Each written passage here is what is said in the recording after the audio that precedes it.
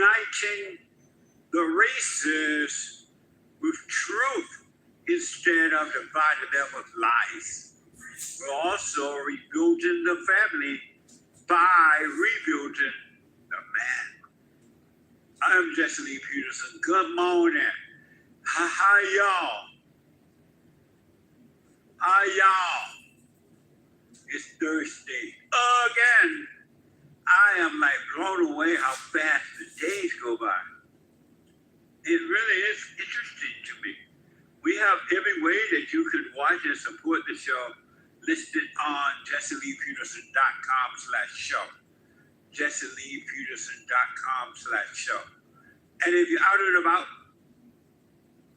doing whatever it is you're doing, at the gym or going to the gym, walking, running, lifting weights, and you, whatever, anywhere in the world, and you can't sit and watch the show, but you want to see or hear it live, you can on your iPhone or iPad by calling the listen line on TalkStream Live at 605-615-4131. 605-615-4131. And to donate and have your comments read out loud, go to Buy Me a Coffee. BuyMeACoffee.com/JLP Talk or Bond JLP Cash App. Bond JLP Cash App. Amazing, huh? So, it is Thursday. And as you know, we love the Bible Thumpers here on JLP Talk. And we try every day, well, not every day, but I get calls from Bible Thumpers, and they need a little bit more time because they can't get past thinking about the next scripture during conversation, so it's difficult to try to have a real conversation. So we decided, you know what, let's set aside a day for, even though we take all calls, let's set aside a day for the Bible Thumpers. And we realized that Thursday is the perfect day for Bible Thumper Thursday. Are you ready? Are you ready? I don't see it on your face. Are you ready?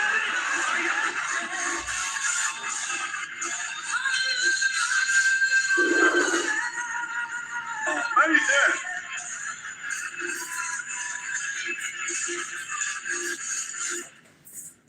Bible Thumper Thursday.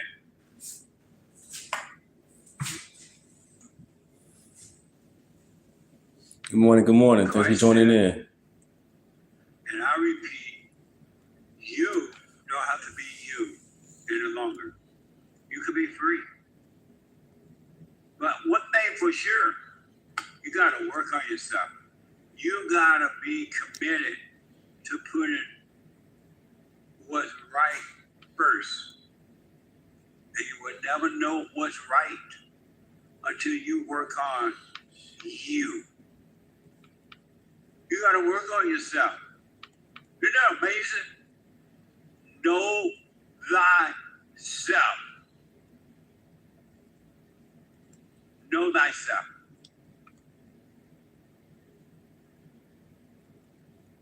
Know thyself.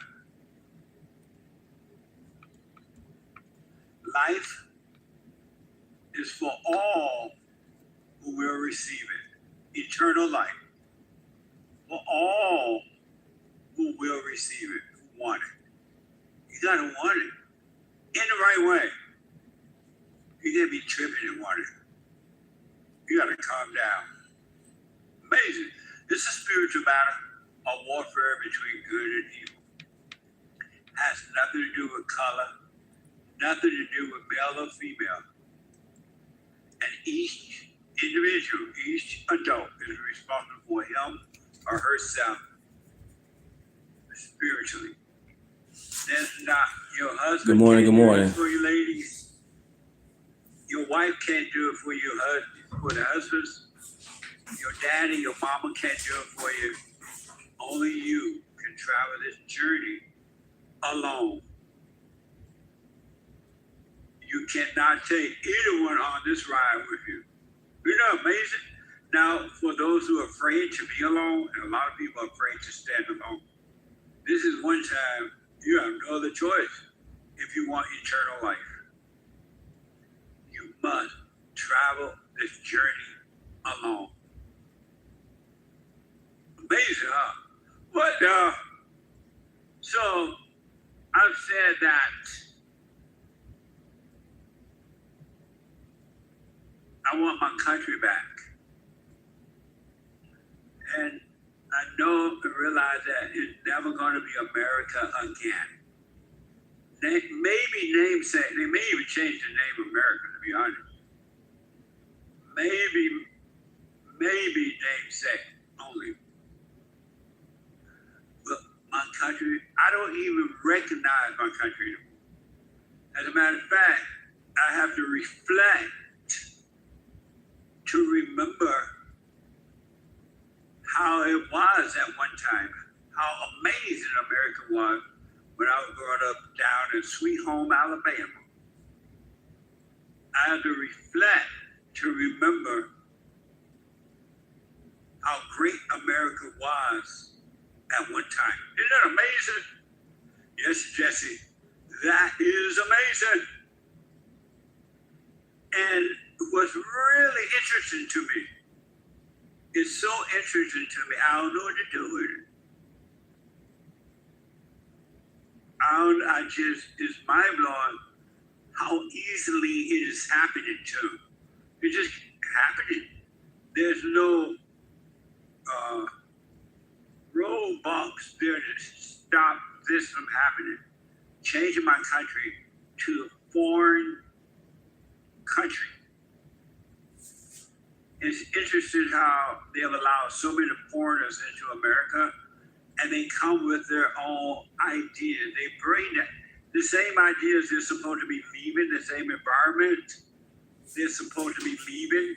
They bring here to America and establish it and change the look, the personality, the beauty that America had. It's the darkest they have ever seen. Why go to a country? Why leave your country and go to a country that at one time was free, but then you go and you change it into the country you left? Good morning, good morning. That doesn't make sense. And why do the people who run this country allow that to happen? I remember years ago when they first allowed a lot of Mexicans into the country and into California. And I remember downtown used to be an American downtown area, the East LA, downtown Los Angeles. And it used to be a nice place to go and party, have lunch, look around. It was America. They have this, I don't know if they still have this hotel downtown. And you can go in that hotel and go all the way up to the top of the hotel. And they had a restaurant there that you can sit and listen to piano music. And the restaurant is turning around. So it's like, it's turning. You don't even feel it turning, but it's turning. And you can see every aspect of downtown as it's turning around slowly. I used to love hanging out downtown. Now you put your life at risk when you go downtown. It looked like Mexico. It doesn't even look like America. And I used to think, why are these people coming here and recreate the environment they left? Why? If you are in love with the environment you left, why do you stay where you were? Why, if you're going to come to America, why not take on America culture? I like that word, culture, the environment. then the Asians start moving into the down a little further away west from downtown in Olympic, Pico area there, Wilson. And they turned Wilson into Chinatown. I'm like, what the? And then the blacks came from countries, and they turned area into the area they left. And my American God. And now they have the Allah Akbar people here, the Muslims, especially over in Detroit. And not only have they turned Detroit into the Allah Akbar looking country, they're wearing those same clothes, but they cover up, and then they have this loud prayer thing they do, waking up the Christians. The Christians don't want to be hearing all that loud, but they're waking up the Christians when the Christians complain about it in their own country, a Christian, Judeo-Christian nation. The people get mad at the Christians, and now that the Allah Akbar people will bring that noise over here. Why you got to play all that loud noise from your church building? It doesn't make sense to me. WXYZ is reporting some Dearborn residents are voicing complaints about outdoor calls to prayer that can be heard on loudspeakers throughout the city. Watch this. Islamic Institute of Knowledge on Schaefer. The call to prayer comes out twice a day through that loudspeaker up there for about 2 minutes. It's just one of the many mosques that follow this practice in the city, raising some concerns with residents. This is the sound the daily call to prayer Dearborn resident Andrea Unger says is something she personally does not want to listen to daily. She's brought this up at numerous city council meetings, including on October 7th. Your freedom of religion does not allow you to force me to listen to your prayers in my yard or home, when you could do this by your app or text or phone or email or inside your own walls. Unger lives just blocks away from the Islamic Institute of Knowledge, and ever since they began work on this extension to their mosque about 2 years ago, she says the noise of the prayers has become too much. In the beginning, the mosque admits they did their first prayer around 5 a.m., but have since stopped. The early morning prayers are, we understand that there might be some people concerned with those, but since these complaints came in, we took the proactive step in order to eliminate the morning prayer, just to make sure we're respectful to our community. Isn't that amazing? Why are they doing that period in this country? Why don't you pray quietly inside your church building like normal people? Nobody want to be hearing that. And just see how they're imposing this on the American citizen.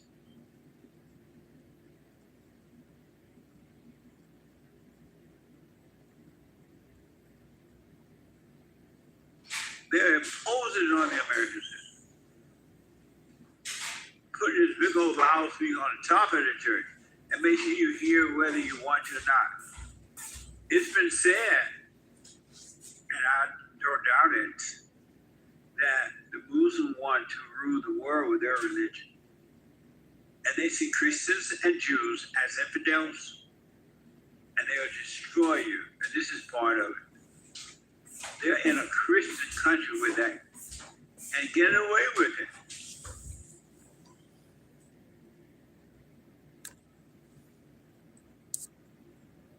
Amazing, huh? That was from WXYZ TV. The city ordinance states that noise can't exceed 70. Thanks for joining in. Good morning. Happy Thursday. Supposedly the first Arab Muslim police chief will be doing something about it. Watch this from WSYZ TV? Into the city ordinance, which states that noise is not allowed to exceed 70 decibels in residential areas in the daytime and 60 at night. Additionally, loudspeakers are not permitted between 10 p.m. and 7 in the morning. If we can identify mosques doing it before 7 in the morning, or if there is an excess of decibels, that we run the citation. Dearborn Police Chief Issa Shaheen says he has been working with houses of worship to make sure they are in compliance, measuring decibel levels personally, hoping residents can come to terms with these short moments of prayer. It's no different than church bells that you might hear on Sunday. Earphone is a beautiful thing, and a lot of religions even being practiced, churches, mosques, synagogues. So it's a beautiful thing. That's what America is all about. That ain't beautiful. And America ain't about that. Sorry, you got America wrong. America is about Christianity. Sorry, buddy. And then that Chinatown thing I mentioned is that Wilshire and Olympic is called Koreatown.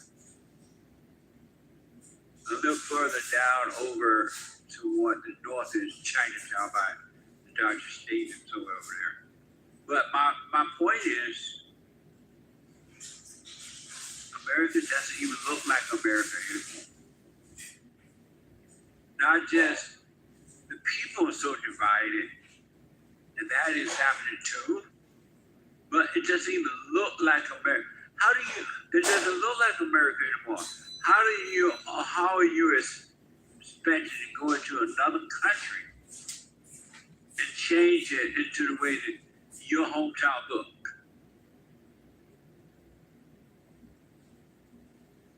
It's kind of sad, to be honest. A country, America, that at one time was so beautiful.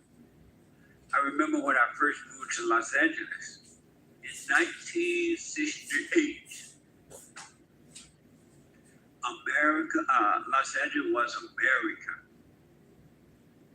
It was like palm trees, blue skies, clean jobs, opportunities. Thank you for the everywhere. subs. Thank you for the likes. Thank you. Good morning.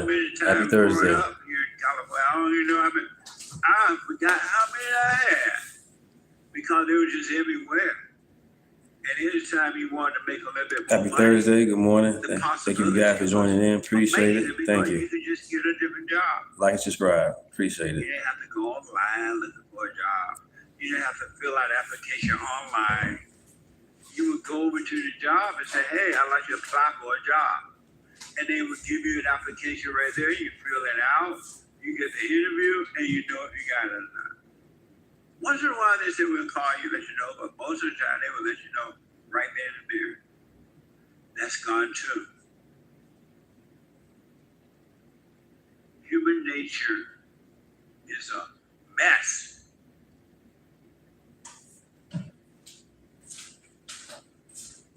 Amazing. And I think about the generations the new generation kids who are just born and been born within the last 10 years and on, maybe a little later than that. They don't even know that America used to look and be different. They don't even know that existed. So they would never know the beauty of America. Isn't that kind of sad when you think about it? It's a spiritual battle, a warfare between good and evil. And you can bank on this.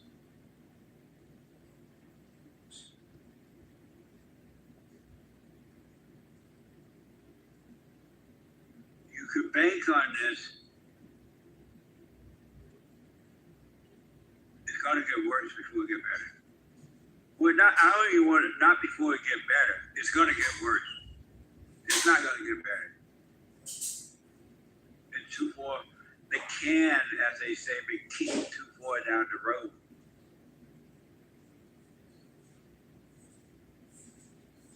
Some of you from the old school may remember you could get a job anywhere. When I first got to LA, arrived in LA in 1968.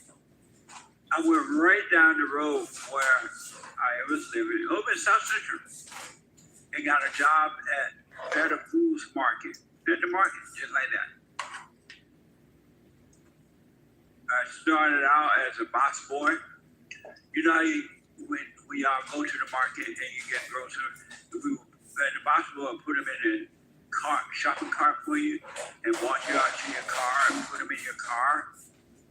And then the box boy will bring the shopping cart back into the store.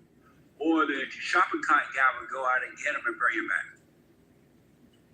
Now they make you bring them back, or they make you put them in a little zone somewhere. But you remember those good old days? And then so I worked as a box boy there. And then in that same store, opportunity came for me to rise up, make a little bit more money. So I moved into the produce department, and I would put out the produce. Made good money doing that. And then the opportunity came that I may work at the cash register. And you made much more money at the cash register, working the cash register. So I did that. And I didn't even think about race or somebody holding me back or anything like that. And then when I made all I could make at the market, I went to Sears. I worked for Sears. Made good money there. And what we were doing there was repairing wash machines, putting them together, repairing them, and all that kind of stuff. Still over in South Central LA. What the? And then I went to some other job. I forgot. I had so many I forgot. It would take too long to explain it. But my country is gone. Even the beauty of the churches are being taken away. Remember when the church was just a church, but it was nice, and it was for all. That's changing now too. Especially since they've allowed the females to pretend that they were preachers and pastors and bishops and teachers and all that. They have really changed it. In the same way they're changing America. WFAA is saying Dallas, Texas. Is reported in Dallas, Texas. The church in Oakland neighborhood says it's painted its steps in rainbow colors in response to Governor Greg Abbott's order targeting rainbow crosswalk. Watch this from WFAA. A church in Dallas is taking a stand against Governor Abbott's new directive. He gave cities 30 days to remove street markings with political ideologies or risk losing funding for road projects. That includes rainbow crosswalks like the one in Oakland, an area welcoming to the LGBTQ community. The governor calls it a safety hazard, so the pastor of Oakland United Methodist Church just painted the stage. The bold statement of color that you see on our steps is a message to all who pass by, all who come up these steps and enter to know that they are beloved children of God and that who they are cannot be erased. As for the crosswalk, it's still intact for now as the city decides if it'll remove the rainbow. So keep an eye on what's happening right now in Houston, where residents are openly defying city officials. On Monday, crews removed the rainbows in Montrose, and overnight, neighbors repainted the sidewalks, saying they're not ready to see it go. Change in my country. And you got a female pastor, emotional, illogical, out of her mind. My country is gone. Now, she let the government get her mad about removing the sign from a street, and she's going to pay the church that color. It reminded me of Barack Obama when he was, I believe it was Obama lighting up the White House in rainbow colors. Like, what the? A battle between good and evil.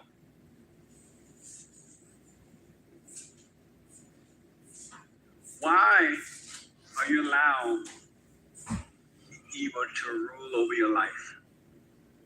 Why are you allowing evil to win when evil has no power at all. It's been defeated. It's done. It's finished. Evil even lost the sting of death. And yet, you allow evil to rule in your personal life and your public life. Why?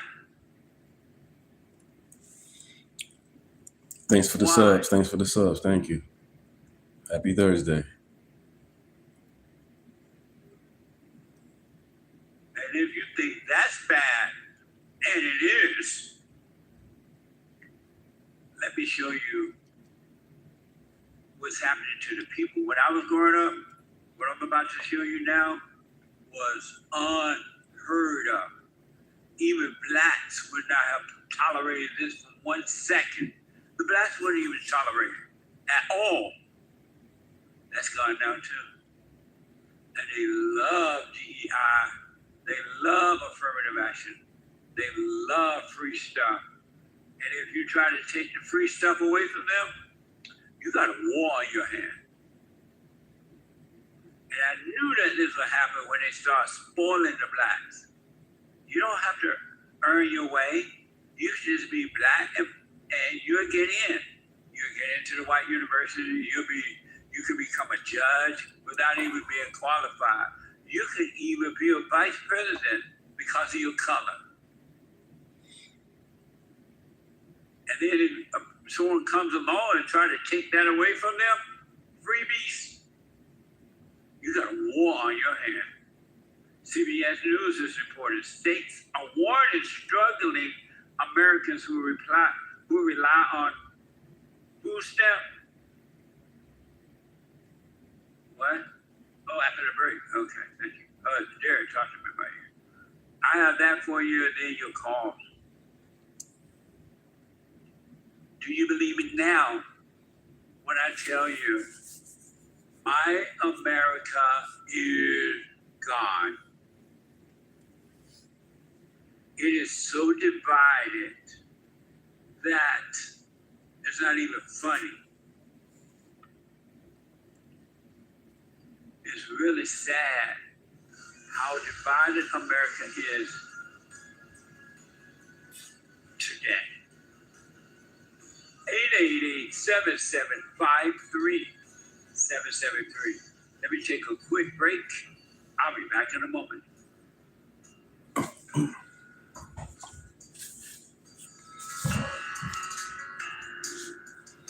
Good morning. Good morning. Happy Thursday. Like and subscribe. Thank you, guys.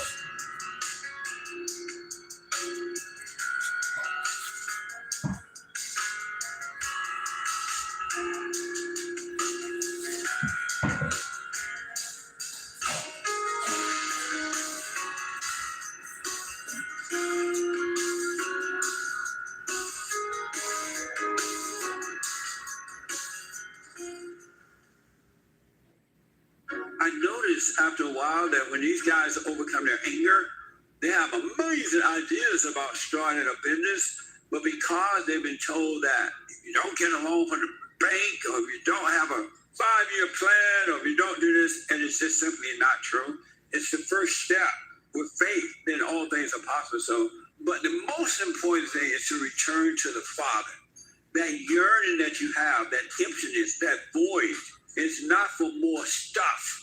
It's not for more friends. It is a return to the Father, because there's no way you can return to God and be angry at your earthly father. So thank you all so much, right? People around the world donated to Bond at rebuildingtheman.com, or they call 800-411-2663. And we're still committed to pointing the right way for men and women to return to the Father.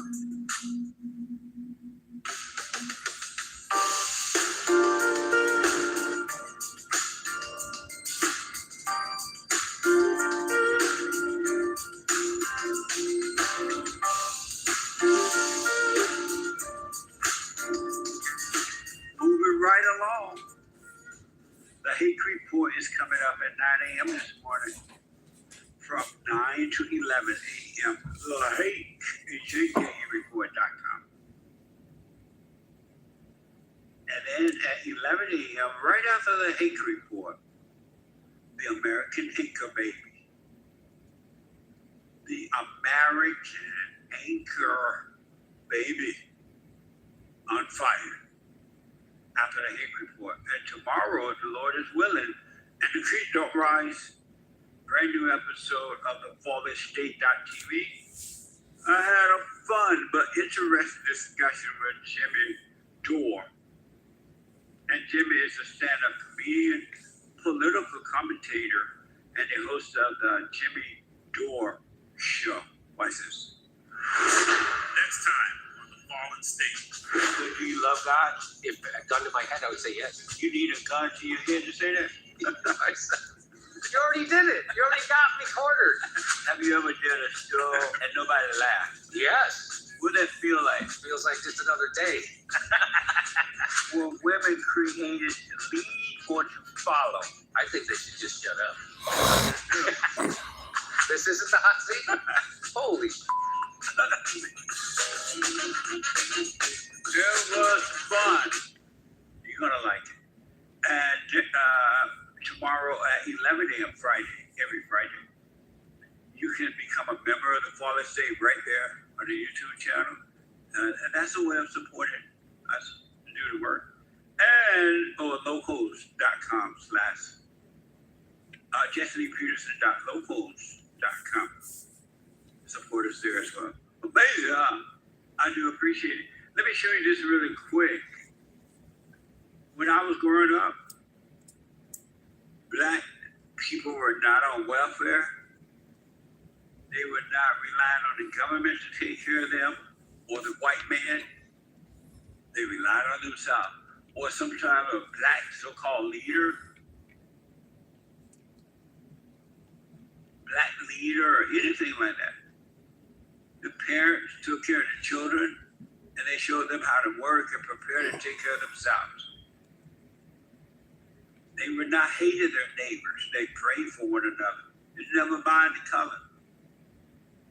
They understood that there were evil people and there are some people who have overcome evil and they were of good of God.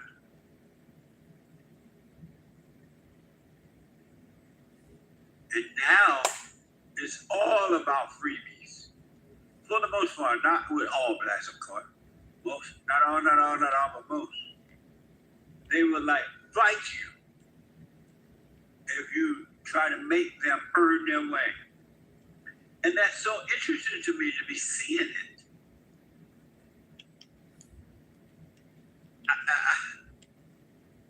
It's mind-blowing to me. Like there are feelings of entitlement or free stuff. You pay for my food. You pay for my child. You pay for me to have babies. And if you don't, I'm gonna take it, they say. And by the way, like this show. Like it. Hit like right now. While I'm talking, hit like. I appreciate it. Yeah, like and subscribe. Thank you guys. Happy Thursday. If you think I'm just making this up, I approve. You give somebody something free. It's like when parents spoil their children, and it happens all the time nowadays. And when the kids become adults, the kids don't want to work. They know you want to leave home. And if they do leave home, they want you to take care of them. Pay for their cell phone, their rent, buy them a house. They still don't want to do for themselves because you spoil them in the same way the government has spoiled the blacks. CBS News has reported states are awarding Americans who rely on food stamps to pay for groceries that they may miss out on benefits come November.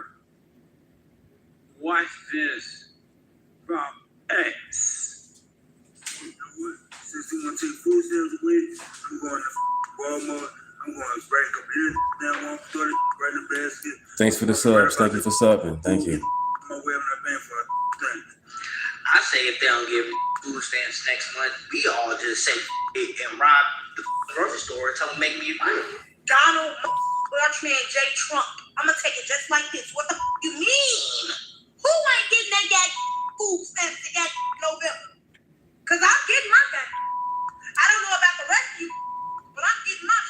I'm gonna take it just like this on Jesus Lamar Christ. I will be at Walmart with my steel toes on and my helmet, and I can't try to stop me from walking out that store with my grocery street. My kids have not eaten 5 days. It is the taxpayers' responsibility to take care of my kids. The men and the women doing it, even the men. It's you want to laugh about it, but it's really not funny. But that's because my America is gone. In the good old days, they weren't paying no food stamps for people and stuff like that. And I remember when I went up to Indiana, and a lot of the blacks had moved from the South, because in the South, you had to take care of yourself. It's just the way it is, or was. But up north, they put the blacks all in like the projects and things like that, and they took care of the blacks. Food stamps and all that. And it's out of control now. You gotta take care of my kids. And if you don't, I'm gonna rob the store. And I dare you to do something about it. What a setup, huh?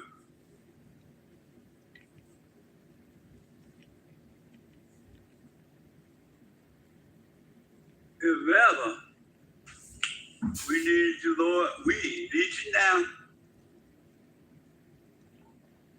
What a sad way to live. 888-7753-773. Let me go to New Hampshire and talk to Garrett out of New Hampshire. Garrett, you are on the air. Good morning, Jesse. Thank you for taking my call. Yes, sir. Good morning. Good morning. Thanks for sub. Thanks for the subs. Thanks for the likes. Good morning. First one, and if you got time, time is of the essence, so we'll get through one and see what time we have left. I was talking with the folks on Punchy TV yesterday about the Israel-Hamas war, and check out Punchy TV, by the way. That episode Garrett is referring to, you can podcast it from yesterday afternoon. Amazing. Podcast it. Go ahead, Garrett. Yeah, definitely check out Punchy TV, one of the best shows from this side of heaven. Amazing. So I was talking with them, and I had a question for Derek about the way that Israel was responding to Hamas and the way that the Palestine and Israelites, were in the midst of the chaos. And essentially what I had said was not necessarily taking sides, whether it be Israel and Palestine, but taking the side of God and knowing that the truth will out, I guess you would say, that even though, I guess I related it to when America was founded, that the Americans of the time, the founders, didn't subscribe to the British tactic of warfare, so that I guess the British said that they disrespected warfare, but I mean, we won. Where are they now? In England, and we're in America. And Derek gave me a great thing to smoke on. He had a very, very great argument back talking about the Israelites and their response after the ceasefire and some of the attacks that have been made since the ceasefire. And it kind of made me think and ponder on it, and because of time, Gary, get to your point of question. Okay, yeah, sorry. Woke up this morning and I ended up reading a little bit of Exodus, and in Exodus, God was leading the Israelites out of Egypt. There were some that obeyed, there were some that didn't. Those that did not obey were not blessed. Those that did obey were blessed. And after they got to Israel, where do we find a place or? Expand on that. Because of time, Garrett, get to your point on your question. In the same way they're changing America. WFAA is in Dallas, Texas. It's reported Dallas, Texas. The church in Oakland neighborhood says regardless it's painted in depth in rainbow colors in response to Governor Gray asking for them targeted rainbow. So in the end of the WFAA. Church in Dallas is taking a stand against Governor Abbott's directive. He gives cities 30 days to remove street markers with political ideologies or solutions for road projects. That includes political crosswalks like the one in Oakland. The governor calls it a safety hazard. This church just made the stages.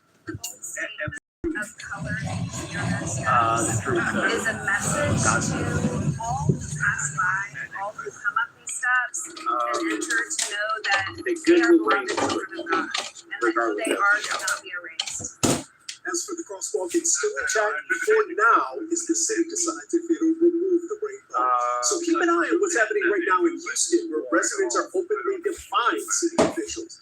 On Monday, crews removed the rainbows and montrose, and overnight, the neighbors repainted the sidewalks, saying they're not ready to see it go. Israelites were being led out of Change in my country. They questioned God.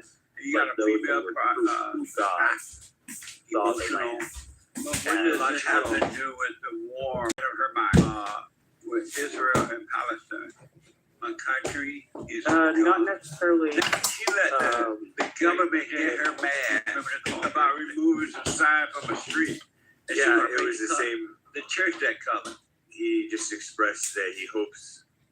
It reminded me of expressed that Barack he Obama hopes when he that. was, I think it would be Obama lighting up the White House in rainbow color. Is that what you're saying? Like what? Garrett, Yeah, a essentially. battle between good and Yeah, I evil. hope it would be well too. Yeah. Why? Do you have any thoughts to expand upon that? I know I'm It's evil to rule over your not life. exactly the most Why direct allow statement, evil to win when evil has no more? No, I don't. I mean, no power at all. Truth has been in this war. Done. If truth was in there, evil even lost the sting of death. There's a war between Israel and Palestine because there is no allow evil to rule in your personal life and your public life. Why? Why? I think that was a perfect response. Amazing. Awesome. Thank you for giving me something to smoke on. And if you think that's bad, enter White University on. You'll be, And I have a you series can of become a questions. judge without even And being I qualified. got AI is a questions. computer. It doesn't know vice president because of your Hey, color. Dude, listen, you want to know what how you came up on And AI? then if someone comes along and try to take that away from them, freebies. So I said, You got a war I on asked, your the hands. question I asked AI was, first I'm a fan of it. I'm Warren is struggling. AI like Americans who rely on is like a new food stamp. What? Oh, after the break. Okay, thank you. Derek, talk to me about you. I have that for you, then your call. Do you believe me now when I tell you my America is gone? It is so divided that it's not even funny. It's really sad how divided America is today. 888-775-3773. Let me take a quick break. I'll be back in a moment.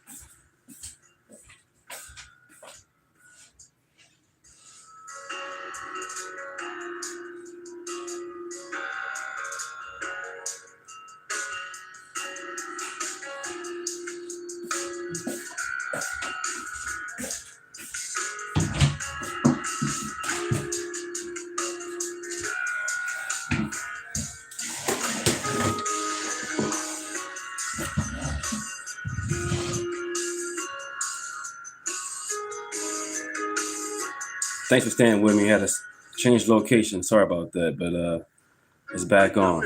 After a while, Apologies. Thanks for staying with me. Like and subscribe. Thank you. They have amazing ideas about starting a business, but because they've been told that if you don't get a loan from the bank, or if you don't have a 5-year plan, or if you don't do this, and it's just simply not true. It's the first step. With faith, then all things are possible. So, but the most important thing is to return to the Father. That yearning that you have, that emptiness, that void, is not for more stuff. It's not for more friends. It is a return to the Father, because there's no way you can return to God and be angry at your earthly father. So thank you all so much, right? People around the world donated to Bond at rebuildingtheman.com, or they call 800-411-2663, and we're still committed to pointing the right way for men and women to return to the Father. Good morning, 83. Good morning. Thanks for joining in.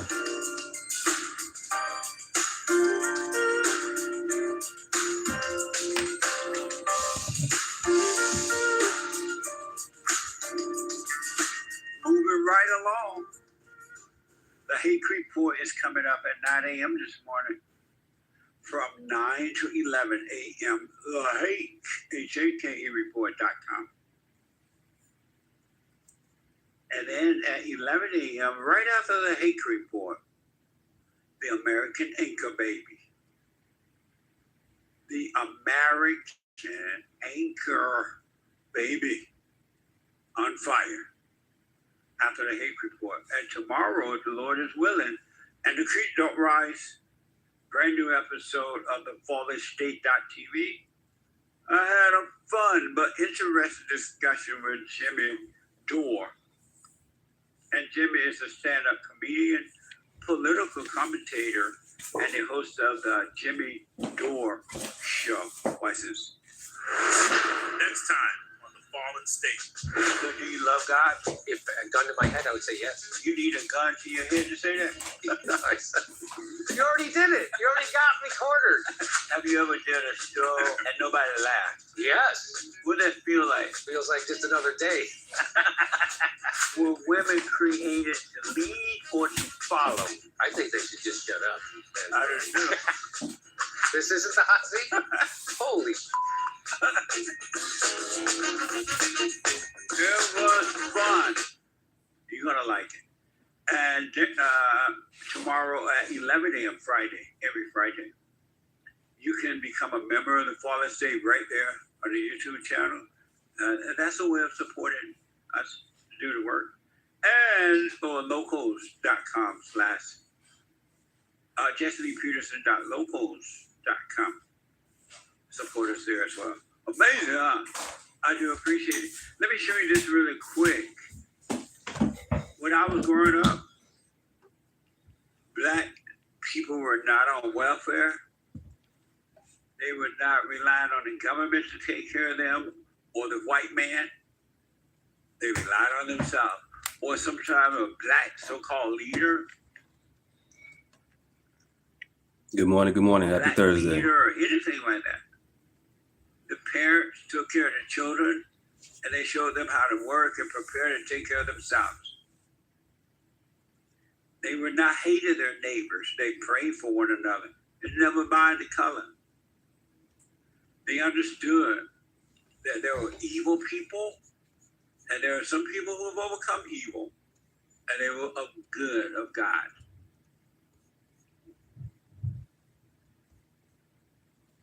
And now it's all about freebies. For the most part, not with all blacks, of course. Most, not all, but most. They would like fight you if you try to make them earn their way. And that's so interesting to me to be seeing it.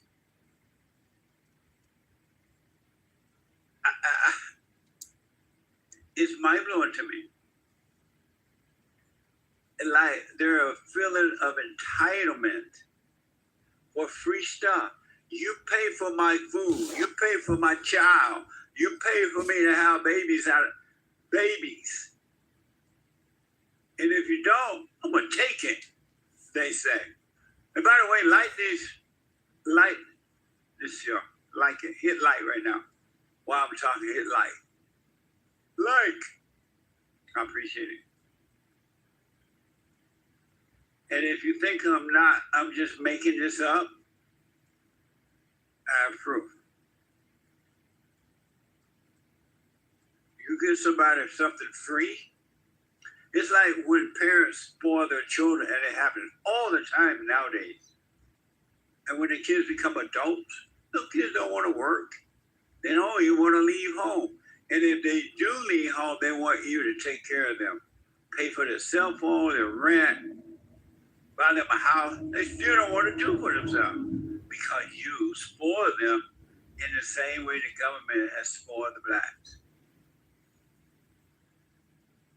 CBS News has reported states are warning Americans who rely on food stamps to pay for groceries that they may miss out on benefits come November. Watch this from X. You know what? Since they want to take food stamps away, I'm going to Walmart. I'm going to rank up here down one store right in the back. Don't do that. I'm going right about the Don't do that. My way, I'm not paying for things. I say if they don't give food stamps next month, we all just say it and rob the grocery store and tell them make me a grill. Donald Orange Man J. Trump. Damn. Just like this. What the you mean? Who ain't getting that got food stamps to got November? Because I'm getting my got. I don't know about the rest of you, but I'm getting my. I'm going to tell you just like this on Jesus Lamar Christ. I will be at Walmart with my steel toes on and my helmet, and I can't try to stop me from walking out that over my grocery. My kids have not eaten 5 days. It is the taxpayers' responsibility to take care of my kids. This can't be real. The men and the women doing it, even the men.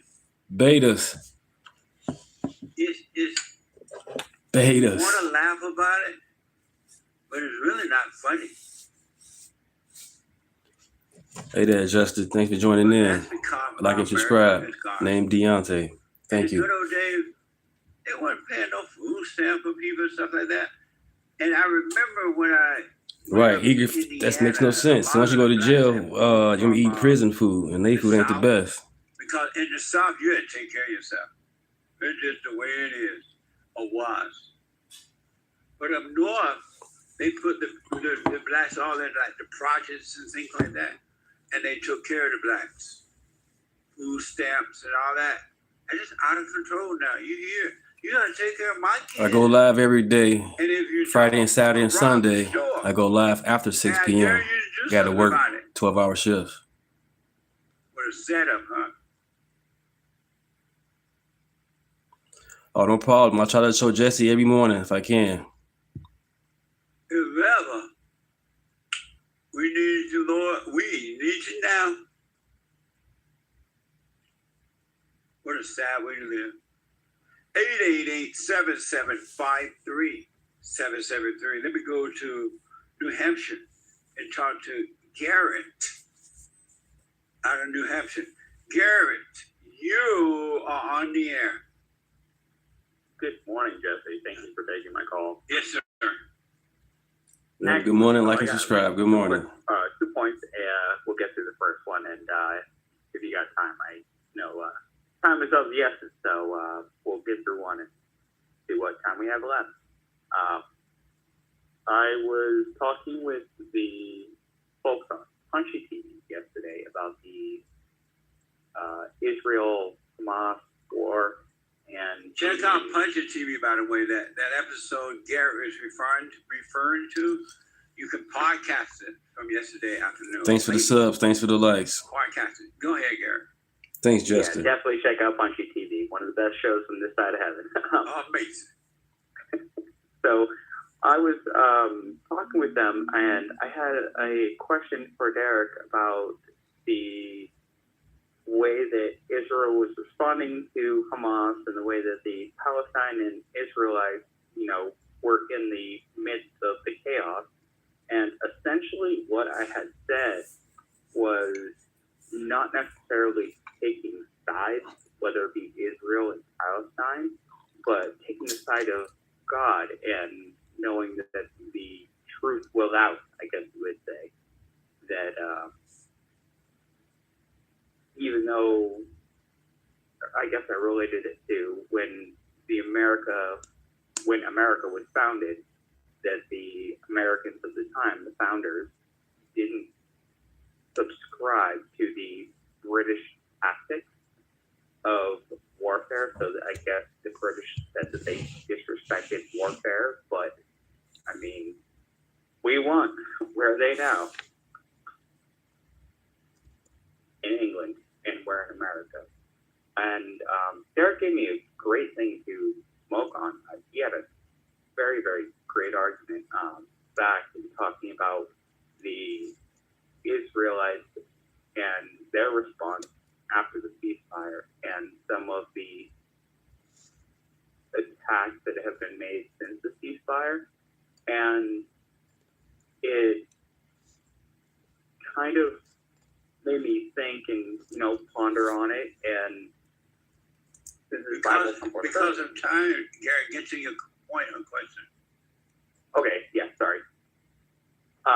Woke up this morning and I ended up reading a little bit of Exodus. And in Exodus, as God was leading the Israelites out of Egypt, there were some that obeyed, there were some that didn't.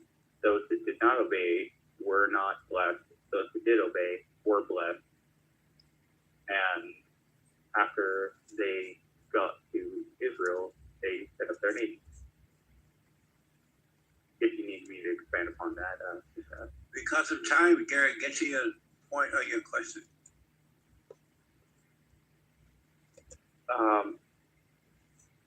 So do you think that during this war, the truth will out, regardless of who's taking up? Palestine, Israel, I think both will win. Do I think what now?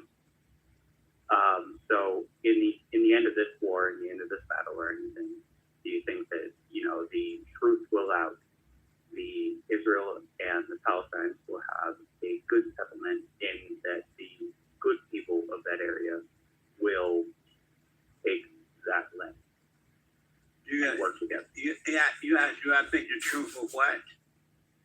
Will out. The truth will out. The truth will be just. And what truth? The truth of God's truth. I don't understand that question. The good will reign supreme, regardless of the outcome of the war. I don't understand the question. What does that mean? Because the truth has nothing to do with this war at all. I don't know what you mean by that. Essentially, I'm relating it to Exodus, and that as the Israelites were being led out of Egypt, they questioned God, but those that were true to God saw the land. But what does it have to do with the war with Israel and Palestine? Not necessarily. Jay, you remember the call yesterday? Yeah, it was the same. He just expressed that he hopes, I think he expressed that he hopes that all will be well in the end. Is that what you're saying, Garrett? Yeah, essentially, yeah. Yeah, I hope it would be well too. Yeah. Do you have any thoughts to expand upon that? I know I'm not exactly the most direct in speaking, but no, I don't. I mean, if there were truth in this, if truth was in there would be no war. There's a war between Israel and Palestine because there is no truth. Oh. Okay. Excellent. I think that was a perfect response. Amazing. Mm-hmm. Awesome.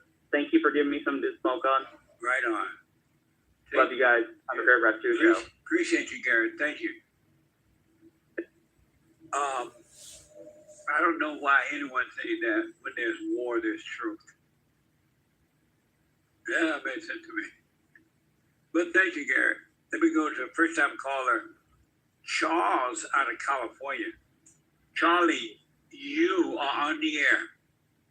Hey, Jesse, I'm actually a fan of yours. I think you're a brilliant interviewer. I get a kick out of the people that you talk to, famous people, non-famous people. And anyway, so I was, you know what Chat GTP is, correct? Chat GTP?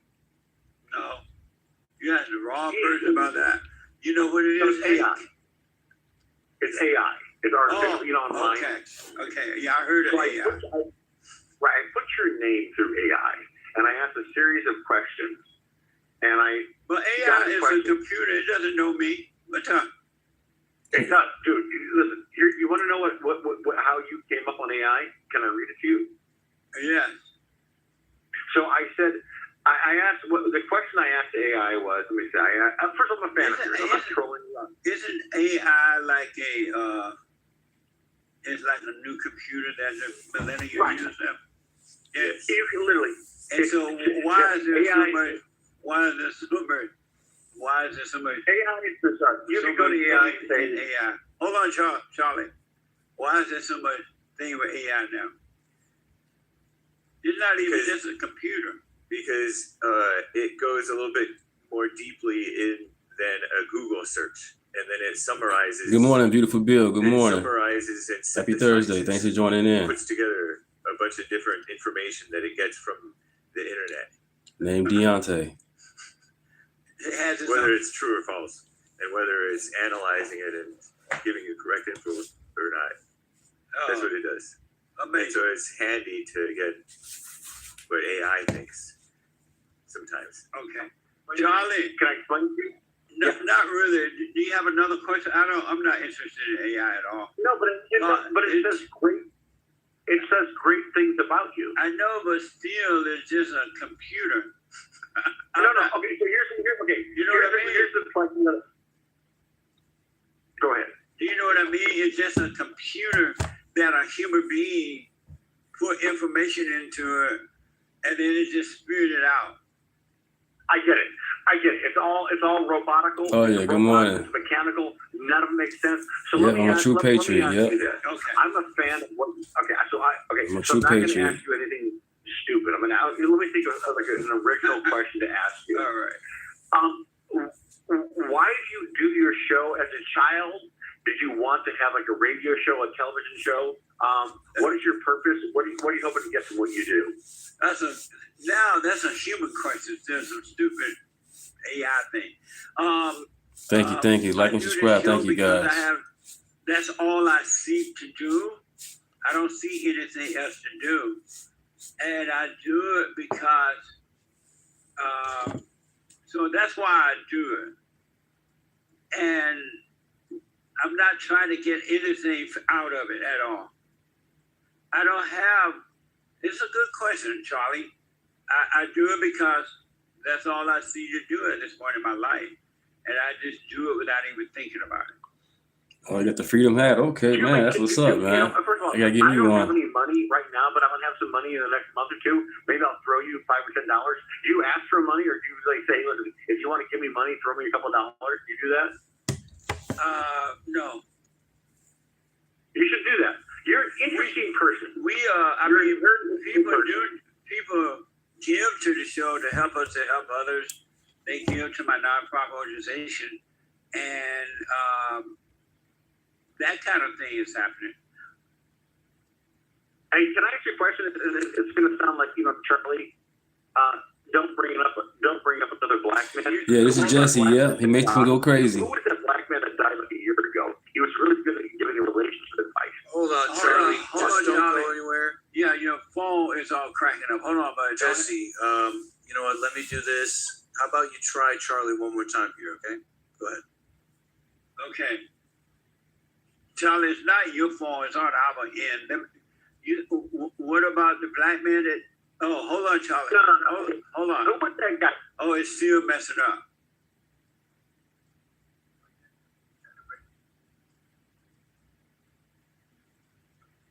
Charlie, we have a problem with the phones in here. Give me a Right.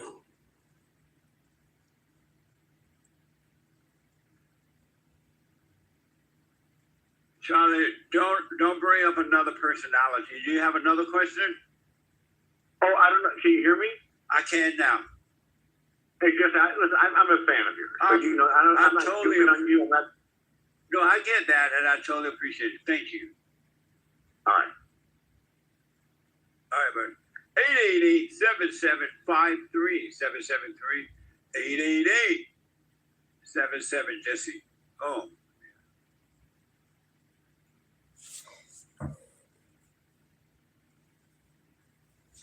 Super. We gotta just hold on, Paul. We gotta do something about these phones. Super chat. Super. Thank you, Charlie. Jack, over on punchy.tv. No, over on, Cash App. Even if it takes a lifetime, stay with it. Salute emoji, party emoji, double exclamation mark emojis.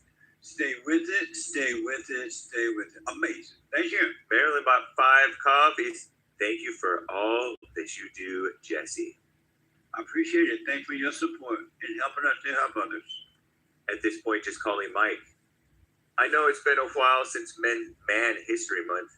During Man History Month, you said that you was going to tell us about your grandfather, but never did. So, for Manhood Hour one day, would you tell some of your little show, take some time of your little show to talk about him? I will, my little show. I will. Remind me, but I definitely will. I like some good old stories from when men were men, allegedly. That's right. Amazing. Amazing. I will. Thank you. Kelly, hi Jesse. My mom has cancer, months left to live. Today during my visit, she said, we, quote unquote, are all going through this journey together as a family. I responded that only she can go through this. She got angry and said, I don't care. What the? I already forgave her a while ago, so I wasn't affected and told her I must have misunderstood and changed the subject. But I would like to ask, how would you have responded? I don't know. I would have to wait and be in that situation so I know how to respond to it. I have no idea. I do hope that I would not get angry at her because she can't see.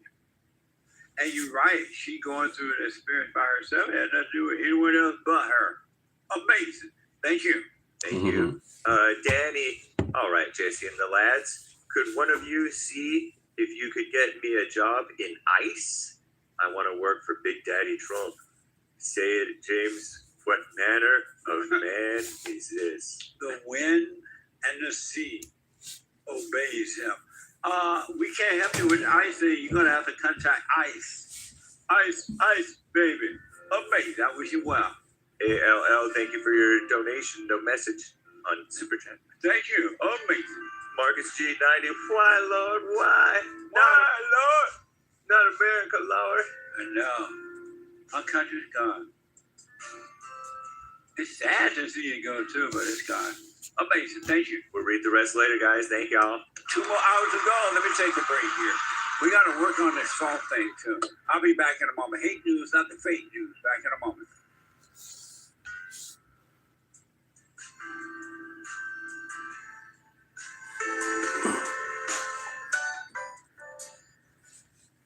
Thanks for joining in. Happy Thursday. Good morning. Thanks for joining in. Like and subscribe. Now, and when you talk about the illusion of racism and how it's just a divisive tool that the media uses, and it's just good and evil. Yes. And that's what we got to focus on. It really has changed my life. My perspective is totally different now. I'm more calm. I'm more peaceful. You know, we talk about forgiving your mother, and then you go with that hate, and it just transforms you. So I just want to thank you for that and let you know that you really are doing God's work by waking people up with this message. Amazing, Aaron. Thank you, man. I appreciate that. I can hear the angels in heaven singing right now. They're rejoicing. That's amazing. Stay with the silent prayer. Speak up, don't resent, and doubt every thought. And Aaron, you have not seen anything. Anything.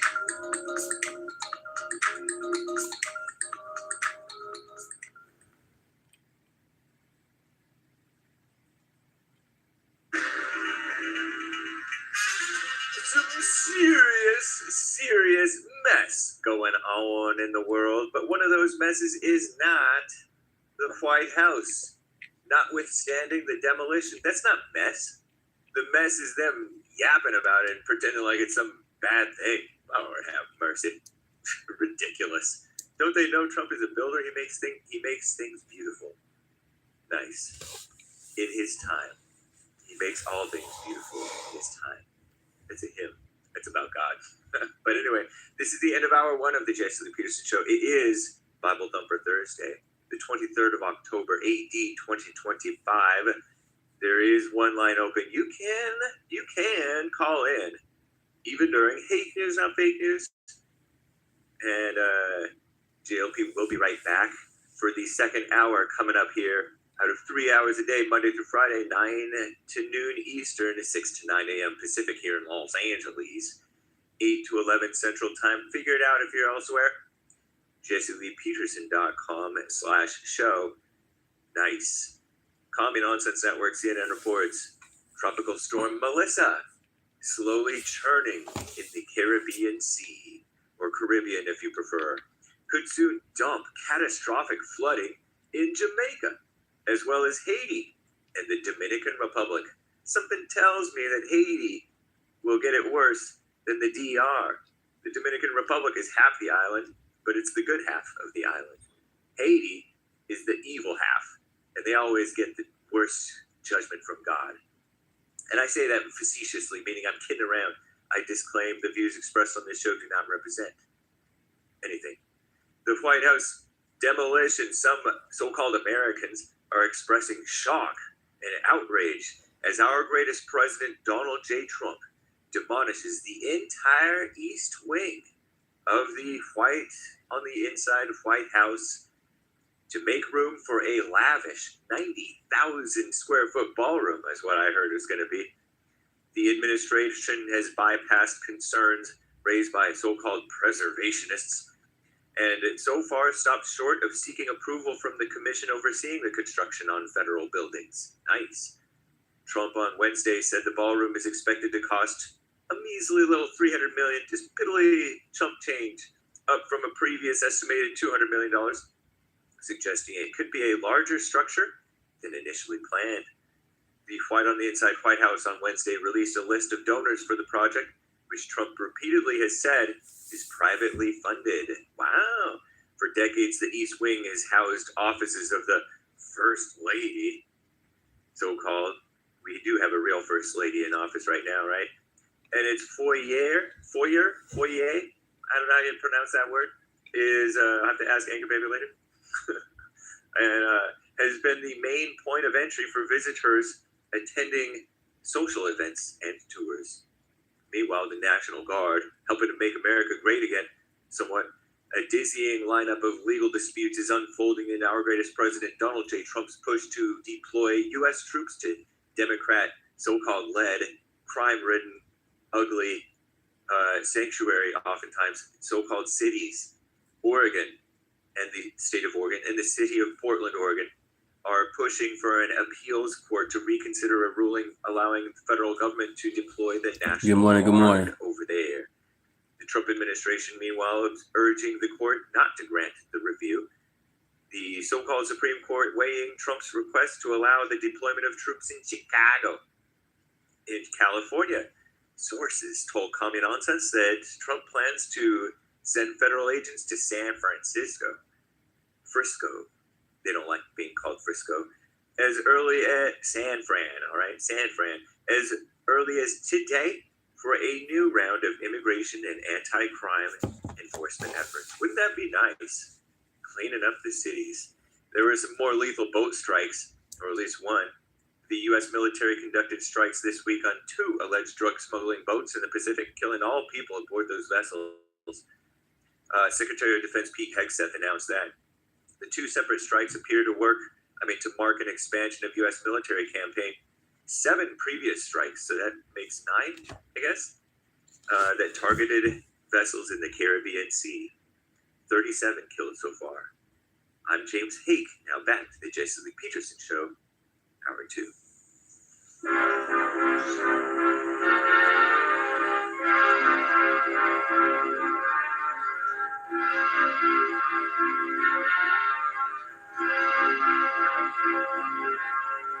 Somewhere in the world today, leaders got to stand strong. Take the truth about themselves to understand what they've done. I know we can find a way. I know we can find a way. I know we can find a way. Stand up. Stand up. Stand up.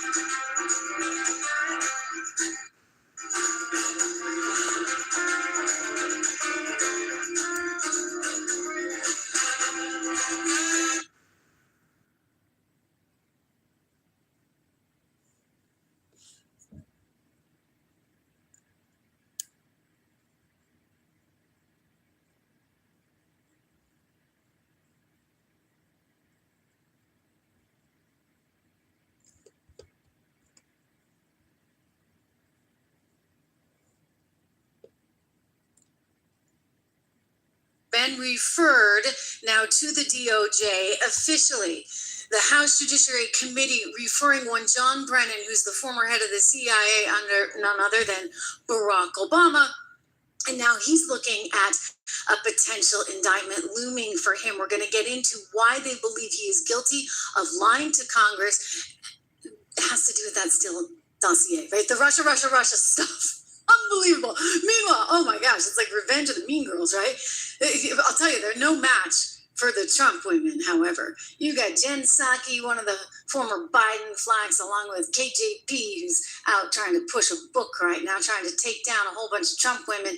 But it's going nowhere. It's going nowhere fast. Welcome, everyone, to the program. Great to have you here. You know what? We're back in the top 100 again this week. We're on a winning streak. I love it. We begin today on John Brennan, the House Judiciary Committee referring former CIA director under Barack Obama, John Brennan, to the Justice Department for prosecution. You have the Representative Jim Jordan alleging that the former CIA director lied in 2023's testimony about his agency's use of the Steele dossier. Remember the Steele dossier, which was, basically opposition research, bought and paid for none other than by Hillary Clinton. Hillary Clinton got that opposition research from her law firm, which had gotten it from something called Fusion GPS, which was an opposition research firm. And they went out and hired Christopher Steele, the whole drill.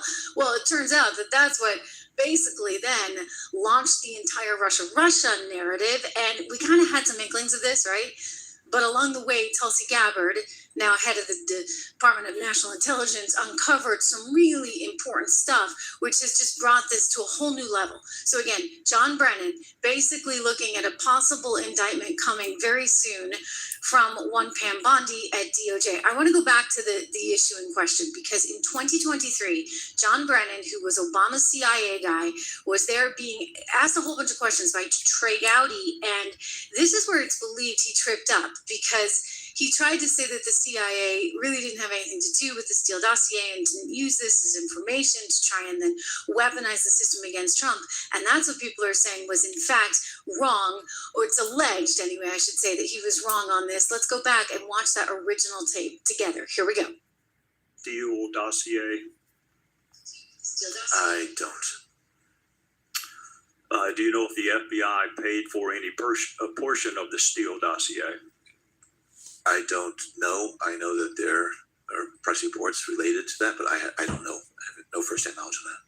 Do you know whether any of the underlying allegations made in the Steele dossier were ever tested, probed, examined, cross-examined, whether the sources were examined for reliability, credibility?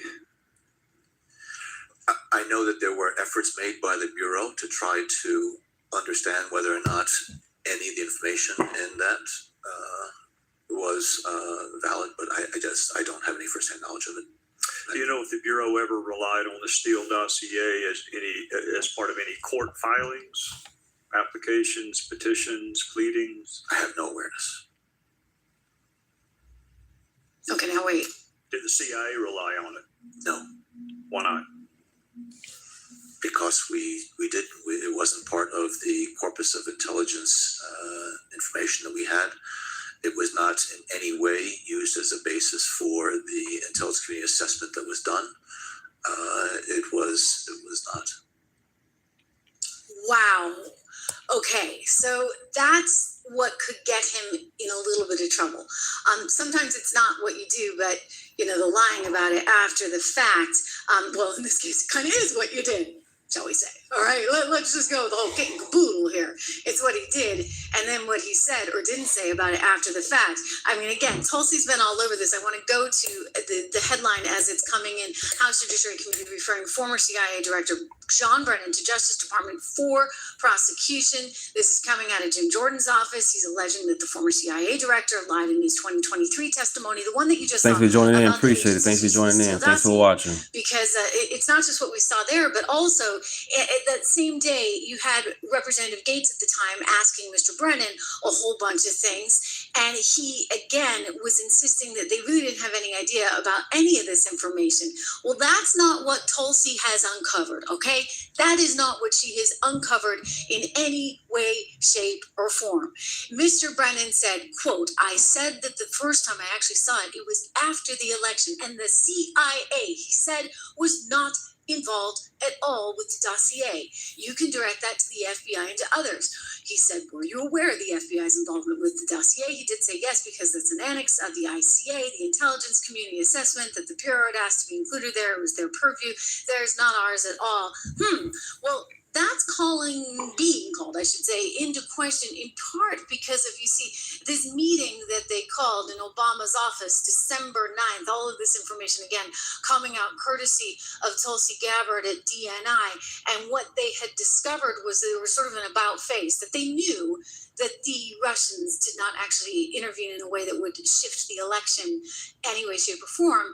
But they decided to go with a very different narrative. We're going to get to that in just a moment. But first, let's hear from Tulsi herself. She was talking over the summer with my former colleague, wonderful woman, Maria Bartiromo, about all of this. Let's listen. There's no question in my mind that this intelligence community assessment that President Obama ordered be published, which contained a manufactured intelligence document. It's worse than even politicization of intelligence. It was manufactured intelligence that sought to achieve President Obama and his team's objective, which was undermining President Trump's presidency and subverting the will of the American people. So yes, next week we will be releasing more detailed information about how exactly this took place and the extent to which this information was sought to be hidden from the American people, hidden from officials who would be in a position to do something about it. And that's really the point here that I think is most important, Maria, and you said it in your opening. Accountability is essential for the future of our country, for the American people to have any sense of trust in the integrity of our democratic republic. Accountability, action, prosecution indictments for those who are responsible for trying to steal our democracy. They were trying to undermine democracy. They were trying to steal our democracy, our great republic, effectively by making it really, really difficult for the incoming president who had been elected by the people. I mean, he won the Electoral College. You can complain about the popular vote all you want, Hillary Clinton, but next time around, he won it all, right? Popular vote and Electoral College. But he had won the Electoral College, and instead of, say, assisting him in the transition, they did everything they could to make his life utterly miserable and basically get rid of him as fast as they could. We know this. And again, Tulsi outlines it. I want to go through what she's saying. You saw the document I just showed you from Obama's office, the memo, and I've got additional memos I want to show you. But this is a big deal. This is what he's going to have to answer for. Leading at the helm, President Obama and his senior-most national security cabinet, James Comey, John Brennan. Good morning. Happy Thursday. Thanks for joining in. And Susan Rice and others, essentially making a very intentional decision to create this manufactured, politicized piece of intelligence with the objective of subverting the will of the American people who in November of 2016 delivered a historic victory to President Trump, defeating Hillary Clinton. And President Obama and his team, their goal was to essentially not accept the decision of the American people and to use this manufactured, politicized intelligence as a means to enact what would be. As a means to basically undermine the entire presidency of one Donald Trump. You know it, I know it, and he's mad about it. Good morning. He said, Thank you for joining in. Thank you. Good morning. He read through what Tulsi had put out, and he said, look, I think Brennan's going to be in trouble, along with a few other people along the way, right? And what I read, and I read pretty much what you read, it would be President Obama. He started it. And Biden was there with him, and Comey was there, and Clapper, the whole group was there. Brennan, they were all there in a room, right here. This was the room. Mm-hmm. So that was the meeting that I was talking about. I mean, look, Obama's furious. Look, I want to get to his response, but before I do, I think it's important to sort of outline what indeed was going on, because you had certain things. Before we get to December 7th, let's actually get first to September 5th, 2016, okay? So September 5th, 2016, this is before the election. You had an FBI official asking for a change in the draft of a potential ICA on cyber threats, writing, quote, the way it currently reads, it would indicate that we have definitive information that Russia does intend to disrupt our elections and that we are uncomfortable making that assessment at this point. And an official from an unnamed agency added on, I sort of understood the emphasis to be on Russia probably not having the capability to influence the election, right? So here they are saying they didn't have the influence. And then you fast forward to after the election, which would be December 7th, 2016, Clapper's office prepared a text for the presidential daily briefing heading activity on and since election day that read, and I quote, we assess that foreign advisories did not use cyber attacks on election infrastructure to alter the U.S. presidential election outcome this year.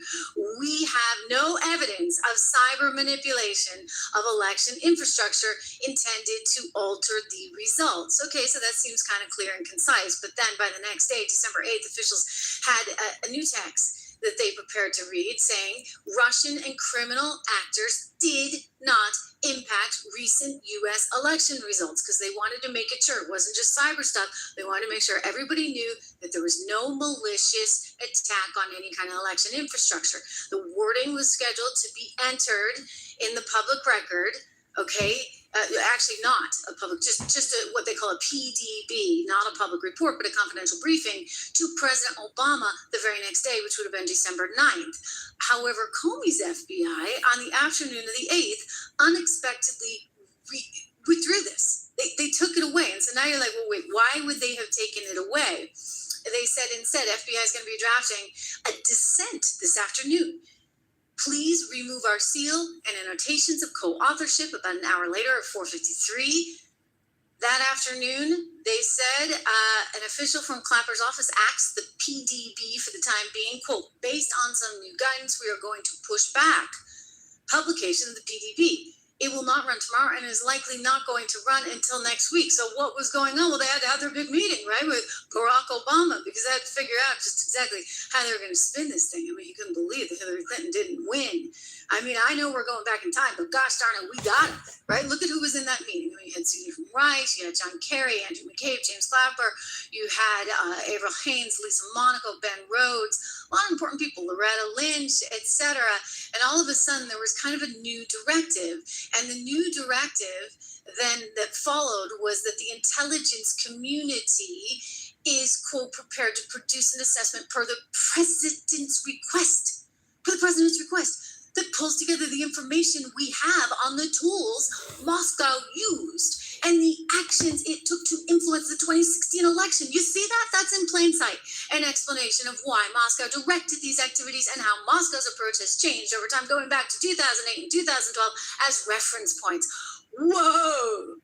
Okay, so there you have it. This came, allegedly, from an order at the very tippy top. Okay, so they have this meeting, and all of a sudden, everything that they were going to say, it changes. Why? Because apparently they wanted to be able to say what the media wound up saying. I mean, they queued it up, did they not? And they had their lackeys ready to deliver and carry that message coast to coast. Watch. Russia hacking the election to elect Trump is the end of our democracy. Votes were definitely affected.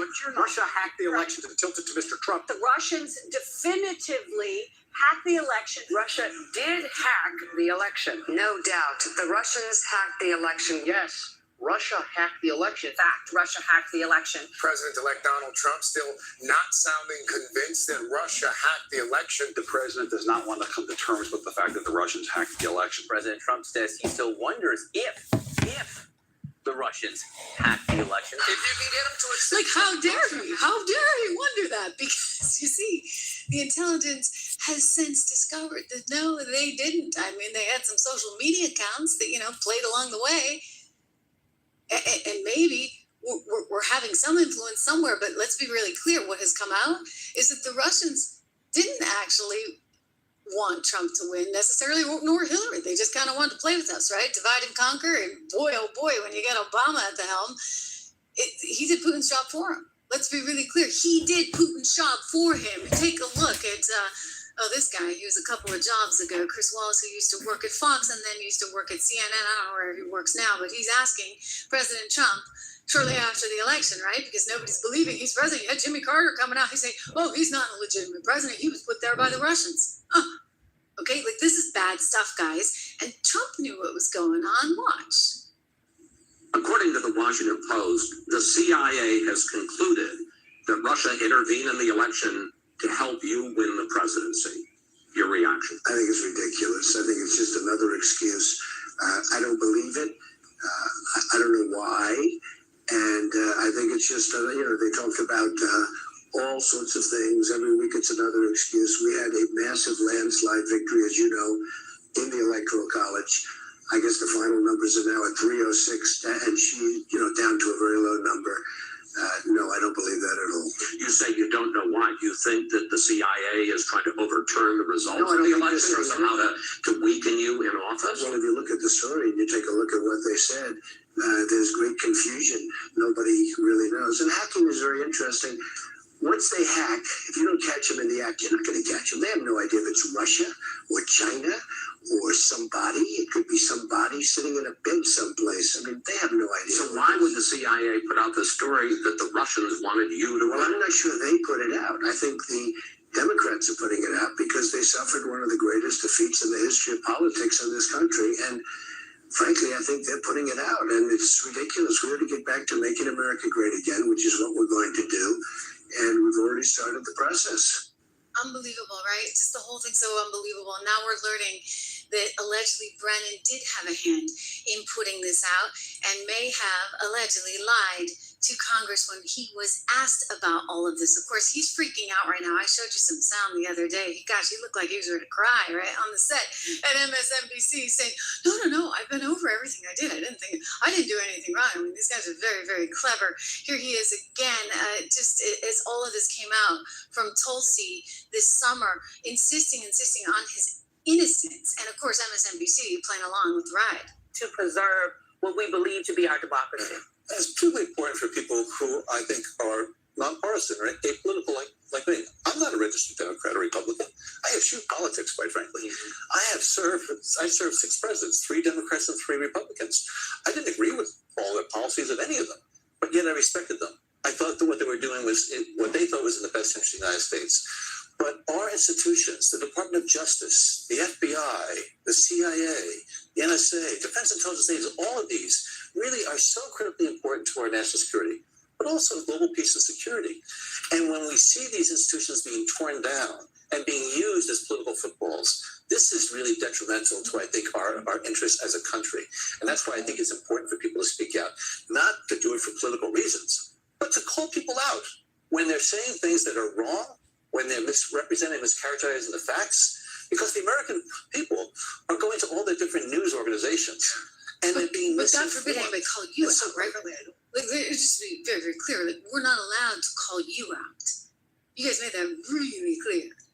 I experienced it firsthand, okay? I can tell you my whole personal experience. So I know that only one side was allowed to call one side out. We know how they did that and what they did. Here is Barack Obama's response to it all as Tulsi released this information. Again, we're going back in time a little bit. I mean, we're going way back in time, right? Back to 2016. But as Tulsi's revealed all of this, and she did so over the summer, the Senate, the House Judiciary Committee has been reviewing all this material as well. And so what we know today is that Jim Jordan has referred all of his gatherings and all of the intel that he was able to put together over to the DOJ, to Pam Bondi for review. So, you know who's really mad about it right now? Barack Obama. Here's what he has to say. So breaking just moments ago, former President Obama's office responding after Director of National Intelligence Tulsi Gabbard accused his administration of using, quote, manufactured intelligence about President Trump and Russia. Gabbard sending a referral to the Justice Department and calling for, quote, accountability. President Obama's office saying, quote, nothing in the document issued last week undercuts the widely accepted conclusion that Russia worked to influence the 2016 presidential election, but did not successfully manipulate any votes. These findings were affirmed in 2020 in the report by the Bipartisan Senate Intelligence Committee, led by then Chairman Marco Rubio. That report moments ago from President Obama's office, the story that we were discussing earlier. Obama's like got all the walls closing in around him. And he may be at risk here. I mean, he does have probably presidential immunity. He could thank Donald Trump for that one, right? But the other folks around him don't really have the same kind of immunity. I mean, I do know that there was a whole lot of auto pen stuff going on in the last final days of the Biden administration to try and make sure everybody was off the hook. But I don't think it's going to get them that far, in part because, hey, if he didn't know what he was signing, we're going to get to that with KJP in a second, then really does any of that exist? I will tell you, he's very mad and has been very mad about all of this. One, Rachel Maddow, who does her once-a-week show over there, for now, on MSNBC, she's basically declaring this some kind of version of, well, you know, this is somehow, you know, 1930s Germany. This is like authoritarian, you know what? And, well, we know what she is, shall we say. I mean, she's a bit of a conspiracy theorist, but, you know, it's neither here nor there. Let's just listen to her sort of defense of Obama and the rest of them. Life in the United States is profoundly changing, is profoundly different than it was even 6 months ago. Because we do now live in a country that has an authoritarian leader in charge. We have a consolidating dictatorship in our country. And it sounds melodramatic to say it. I know. Yeah. But just go with that for a minute, right? Think in melodramatic terms. Think in cinematic terms. Oh, yes, imagine the cartoon level caricature. I'm sorry, but she is so cinematic in her flowery language that she tries to employ to take you down some kind of nut job or rabbit hole every day. But okay, let's humor her. Of what you think a dictatorship looks like. I mean, it's secret police, right? Massive, anonymous, unbadged. Oh my gosh, oh my gosh, oh my gosh, oh my gosh, oh my gosh, oh my gosh, oh my gosh, oh my gosh, oh my gosh. I can't take the woman anymore. Because, you know, we don't need to see that kind of version of crazy here. But I want you to at least know what's out there, right?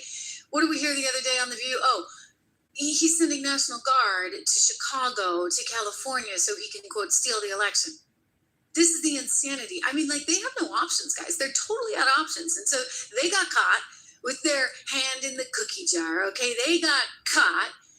It's all coming out. There's indictments every which way to Sunday. And now the media's answer is, oh, well, this is a dictatorship. And by the way, he's going to steal the midterms. I mean, you guys must be really desperate. And you think we're stupid for some reason. I'll tell you, the American people are a whole lot smarter. And we're sick of going through everything you put us through. And you put us through a lot, baby, a whole lot.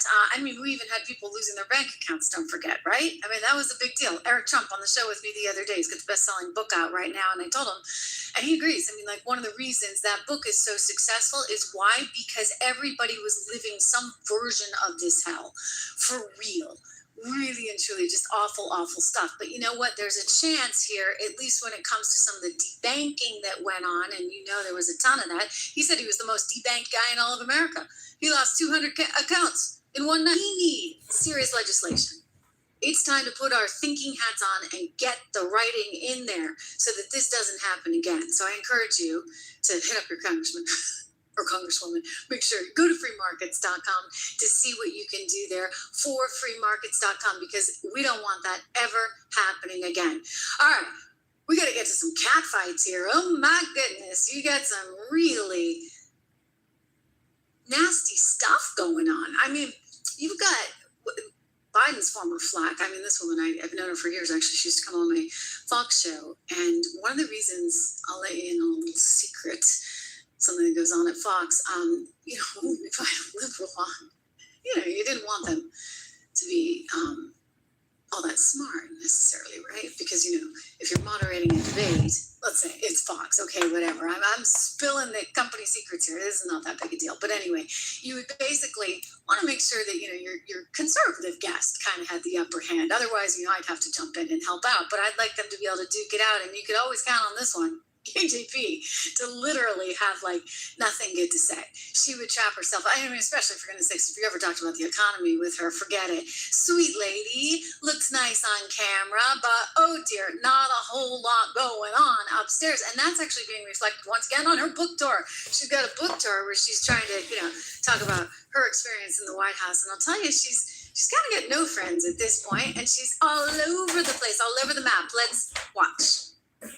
Now she tells us, now when she's got a book out, you were always honest.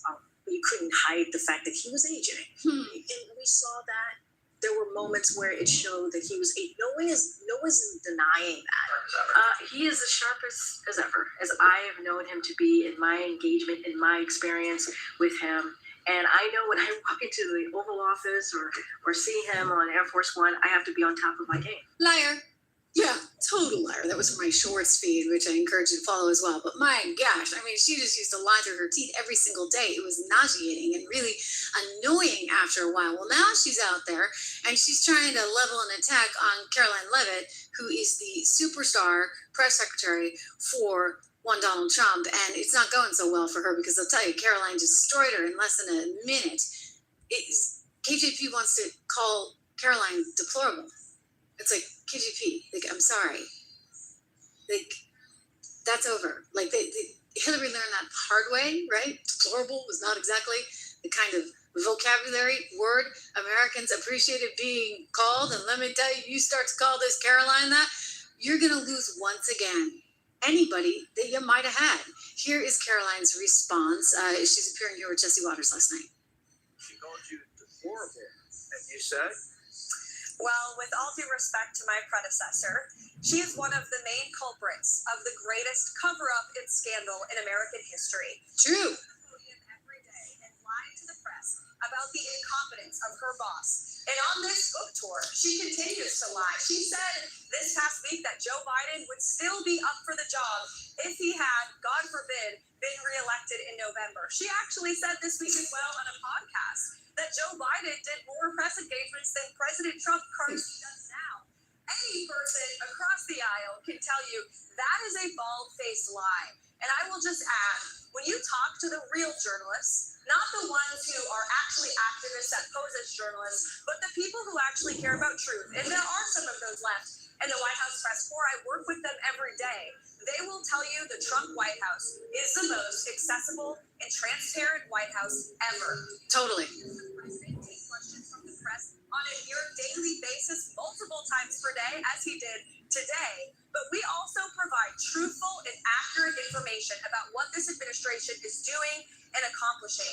And it's a stark contrast to what they had over the past 4 years, where they were gaslit, where they were told Joe Biden was mentally stable and up for the job. That was a lie. Where they were told the administration was doing everything it could to secure the border. Also a lie. I'm very proud to work for the greatest president in history. I know Karine unfortunately worked for the most incompetent president. So I guess she has a reason to be bitter, but being bitter will not sound good. Boom! Thank you for that, Caroline Levitt. Yes, very nice. Bitter's not going to work, KJP. The meanness is out there. Whether you're calling Caroline Levitt a deplorable, or whether you're Jen Psaki, another former flag for one President Biden, who was an excellent liar. You gotta hand her that. I mean, I don't think that KJP was the best liar. Like, she'd always get caught in these lies, but Jen did a pretty good job. AKA Peppermint Patty. Remember her? Well, she's like the classic mean girl. So she just, for whatever reason, decided to take on Usha Vance, who, has more class in her little pinky than Jen ever even dreamt of ever having in her whole life. I mean, Usha, who's a brilliant, well-educated woman and can do, pirouettes around one Jen Psaki, Peppermint Patty any day of the week. But for whatever reason, I guess maybe they see JD as a threat. And so is this a divide and conquer move? Like, you're going to try and go after Usha? Is that your methodology? I bet you it is. This is like what they tried to do, right? With Trump and Melania. She's trying to go after Usha in this clip. And it's gross. I mean, she's just, honestly, guys, she's a bad person. I don't know how else to say it. Kind of a lousy, nasty, bad person with a bad hairdo and a bad haircut. And I'm sorry, that's how she got the name Peppermint Patty. Watch. I think the little Manchurian candidate, JD Vance, wants to be president more than anything else. Yeah. I always wonder what's going on in the mind of his wife. Did you hear that, by the way? What you call him? Manchurian candidate, the little Manchurian candidate. So she's nasty. She's nasty. I told you. Blink 4 times. Yes. We'll come over here. We'll save you. And that he's willing to do anything to get there.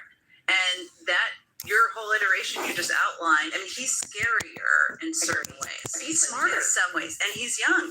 Yeah. And ambitious. And agile in the sense that he is a chameleon who makes himself into whatever he thinks the audience wants to hear from him. Now, what's also true, though, is JD Vance is not, he's in some ways good. Good morning. Happy Thursday. He believes in. Like and subscribe. He's goodish on paper. He's goodish on paper. You see what I'm telling you? She's terrified. Because you know what? He probably will be the next president of the United States. So she's gearing up right now. I mean, they want Gavin, right? New scum, as Donald Trump likes to call him. They want Gavin to win this thing. Watch. The whole movement with him. No way. I don't think so either. There's no riz. It's got no riz, right? Yeah. And he just is a little odd. And so Trump's odd in a different way.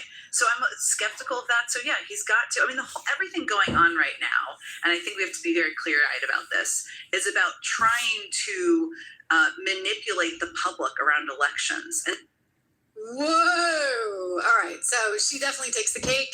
Mean girl of the moment. None of it surprises me. She has kind of a background, right, in being super mean. She's a political op, and by the way, that's her lying all the time. Just lies. It's a disaster. So hey, Jen, good luck. I wish you all the best, because as soon as that company gets spun off, in a few weeks at this point, MSNBC is going to get spun off into that company. They're calling it Versant, because Comcast doesn't want to have anything to do with these people, right? They're just nothing but a big giant liability costing a whole lot of money. Well, Jen, I'm not so sure you're going to keep your show because nobody's watching. Like, nobody. Then again, I guess if you're MSNBC Versant and you're just trying to squeeze every little last nickel you can, I guarantee you she doesn't cost much. All right? Maybe you need to pay up and get Rachel on the air more often. Not that that's going to help either. The shutdown continues, guys. The shutdown continues. And the view on this is that the Democrats are too afraid. They just can't do squat. They're too afraid to move. Listen to Mike Johnson earlier today. Nonpartisan CR, they're going to get hammered. Another insider said in that same story, quote, "We would have enough votes to reopen the government if people were not terrified of getting the guillotine." Okay? They mean it metaphorically, but in a political sense, that's exactly what they're concerned about. Now think about the fact that we're just laying out here. These are simple facts. We come out here every morning and remind the American people of what's going on. Do not let them distract you from the facts. The American people would have an open government if Democrats were not terrified of their radical base. That is the headline. Every single one of you should write that.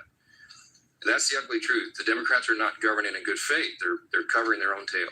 You can say that again. You know what? It kind of stinks because we actually ought to have a clean CR, and we ought to be able to move towards real negotiations. The president said to be leaving for China in a short amount of time, and could there be some kind of negotiation ahead of time? Not unless they reopen the government, he says. So they are keeping it shut down, which means more problems for everyone. It's all over $1.5 trillion that would go to the care of illegals for health care. You know, you had 2-3 million people being brought into this country illegally a year, and Trump's like, no, we're not going to do it. By the way, all that money, it was supposed to expire anyway. And let's face it, the healthcare costs, they're bad, like as it is, right? They are bad as it is. It's why I've partnered with Conservatives for Lower Healthcare on this one issue, specifically when it comes to pharma stuff. Big Pharma and its arm of lobbyists, they're working overtime to make sure that Americans keep paying the world's highest prescription drugs. And Donald Trump has a problem with that.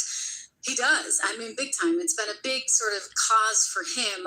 Big Pharma pushes all these government mandates designed to stack the deck in their favor, of course, and their goal in Washington is pretty simple. They want to escape any kind of accountability, if you ask me, and they do it under this guise of free markets. But no, they're actually out there blocking free market competition, and they're jacking up already outrageous prices. So it means more government intrusion, bigger profits for them, higher costs for families and for businesses. It's lousy. So Conservatives for Lower Healthcare, they want to see Big Pharma's agenda getting squashed, if you would, because it's not fair to stick Americans and employers with these very high premiums and drug costs. President Trump's not backing down. His administration is cracking down on drug companies that gouge Americans and mislead patients with obnoxious advertising. You know what I'm talking about. Meanwhile, Conservatives in Congress are introducing reforms to stop Big Pharma's games. This is important, to block generics and keep prices high. So join me together with Conservatives for Lower Healthcare here in helping to reject Big Pharma's agenda. You can go check it out. PharmaWindfall.com today. Help lower drug prices. We certainly need that. Listen, we are so lucky to be doing all that we're doing here on this show. I want to thank you for helping us to stay. What are we, number 66? Oh no, actually we fell a little bit. But still, it's wonderful to see. And I'm thrilled that we've been able to accomplish so much here on this show. So thank you for all that you guys do. I am going to be live once again, right here, on the Trish Regan channel tomorrow.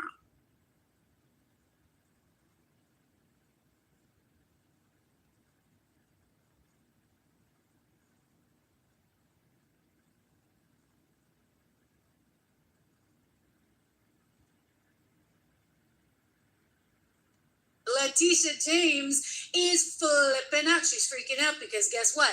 The stakes just got that much higher. It just became that much worse.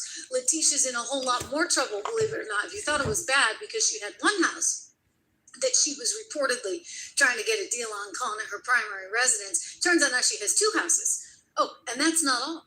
Because apparently the houses are occupied by some rather dubious folks. Yeah, we told you about one of the houses. This is one of the nieces. The niece who is an absconder. Nakia Thompson apparently was wanted by the law, was supposed to check in with her parole officer down in North Carolina, but she's been blowing that one off, yeah. And then there's a couple of nieces that are hanging out in the two houses, right? There's two houses, and each one gets a pad. And they are in trouble with the law. So let me get to this story. We've had both the Daily Mail. Good morning. Thanks for joining in. Like and subscribe. Good morning. Thanks for joining in. Graphic. I thought they did a wonderful job with this. A Tale of Two Homes. You see, you have Auntie I'm gonna Tisha, play this video and that'll be it she's for the like moment. Ula, I'll be okay? back In the later on, family. but I'm gonna play this She's the video New and that'll York be it Attorney General, who's actually for supposed the to go moment. after criminals. Well, she's got I'll be one back later. niece named Nakia. It's a grandniece, sorry, Monique Thompson. That's been in serious trouble with the law down in North Carolina. She's the one that's avoiding parole, so she's considered an absconder. That carries with it certain penalties of its own, right? If you're hiding a fugitive, so to speak. And then you've got Kale.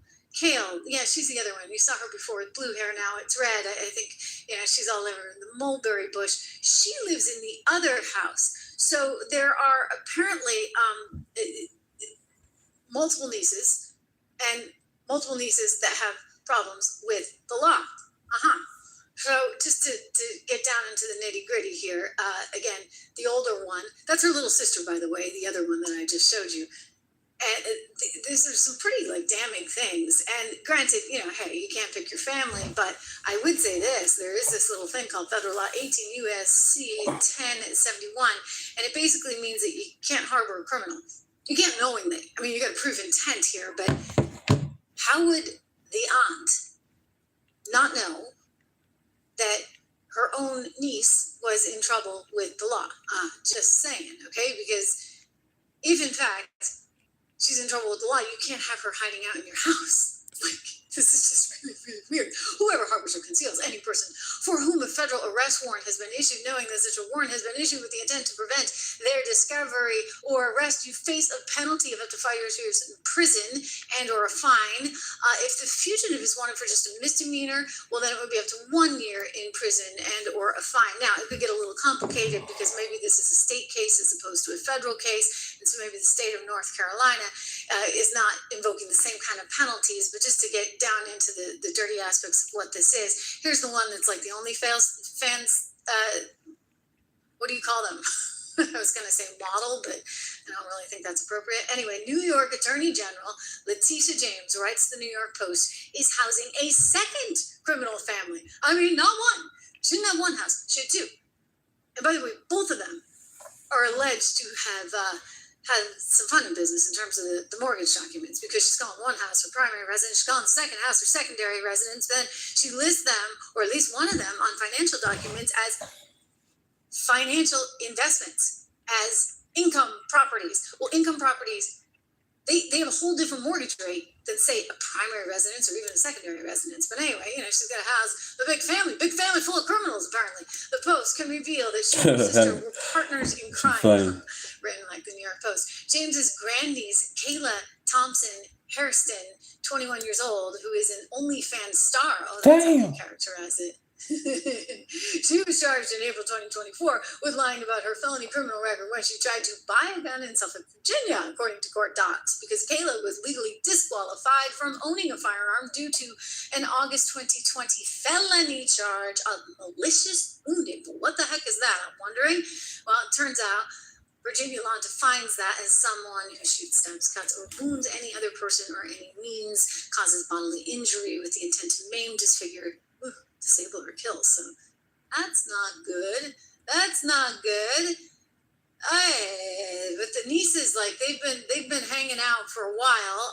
Again, they're sisters. Apparently, the 21-year-old who makes a living on OnlyFans, she was getting involved with her sister with problematic things as far back as 15 years old. Again, she had been disqualified from owning that firearm due to those previous charges. So here she is. Again, oopsie daisy. Let's see if we can get her in the picture. Again, 15 years old when she first started getting caught up in these, what they call criminal hijinks of her big sister, Nakia, who is wanted by North Carolina authorities with a slew of arrests. Lovely. I mean, does it not dawn on you for 2 seconds, Letitia, that you are the Attorney General? And, I'm not saying you got to pick your family. I realize, this is probably not ideal for you. But maybe, you should just dot your I's and cross your T's. Maybe you shouldn't be harboring a criminal. Maybe you should actually be saying, okay, you have to go meet with your parole officer in North Carolina. Hey, maybe I buy you a house in North Carolina. I mean, what's the obsession with Virginia? Did you not think that this was going to come out? That's what's amazing. Like, these people are so conceited and so stupid that they don't think any of this is going to come out. Well, here's the deal. It's all coming out. And again, you're harboring effectively an absconder. This Thanks for is joining in. Good possibly morning. a federal offense. These are the two houses. Remember, the Daily Caller a few months ago went to both houses? I remember being kind of confused at the time. I'm like, how many properties does this woman have? Well, take a look. At least 2 in Virginia. Hi there. Okay. Supporter of the Daily Caller News Foundation. I understand. We mean no trouble. We're just curious who the occupants of the home are, because there are connections to New York Attorney General Letitia James. Are you related to Letitia James? Do you know her? Go with the house. Do you know Letitia James? Okay. No comment. Thank you, ma'am. Thank you. Thank you, ma'am. You have a good one. Be well. All right, we'll go to the second house. This is where Kayla lives.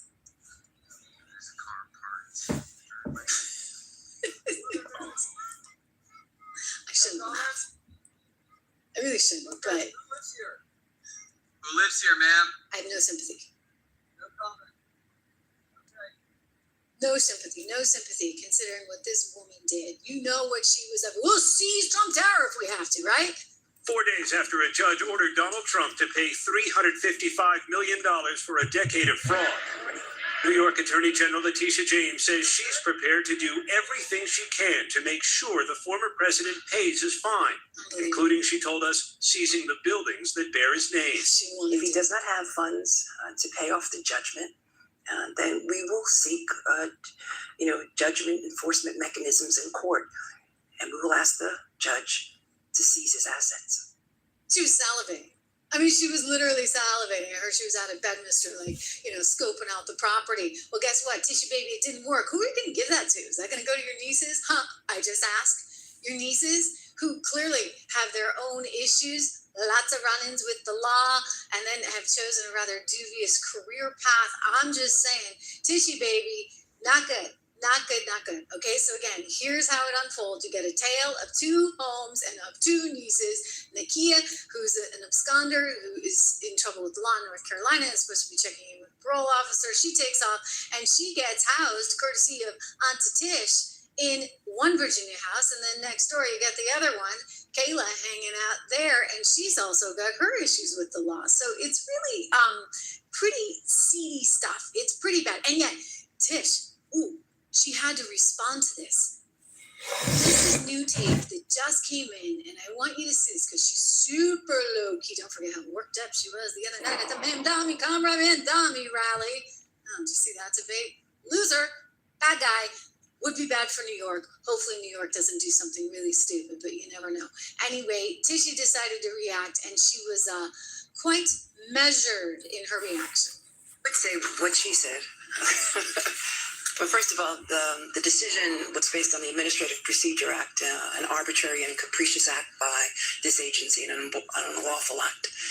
And so too is the indictment. It's baseless. It's nothing more than retribution. Retribution for basically doing my job. For doing my job following a 2-year investigation and a congressional hearing. It wasn't political. It was based on facts and the application of the evidence. Stop lying. And the judgment was sustained. The amount of the disgorgement was what was dismissed. But the judgment remains. And so at this point in time, we will vigorously defend those charges, those baseless charges. Baseless. My arraignment, as you know, is next Friday. Good morning. I visit Norfolk quite frequently. My family is in Norfolk. I love my family. And I will defend these charges.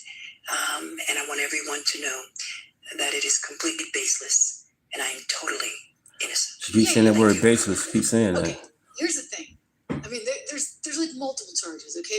I'm going to get you to the mortgage document that she signed saying that she was just applying for a secondary home loan, which then later in another document it turns out to be an income property. And then, of course, don't forget, this is the woman that keeps wanting you to think that she's so darn innocent. She couldn't have done anything wrong. I mean, remember when she went on an MSNBC podcast That's her favorite territory, and said, this, I promise you, 100% will not result in an indictment. Well, guess what, Tishy, we got news for you. You're indicted. You're facing up to 60 years in the slammer. To these baseless allegations Damn. in the appropriate Baseless, time keep and saying in it. the appropriate way. But I am 100% confident that it will not result in any criminal indictment or action. Oh, really? Okay, because I'm 100%, and I mean 100% confident. It just did. Yeah, you've been criminally indicted in the Eastern District of Virginia for lying on your bank records for alleged mortgage fraud, honey pie. It's me, and that it is nothing more than a revenge tour, and that Donald Trump just ultimately got to the J's, and I was next.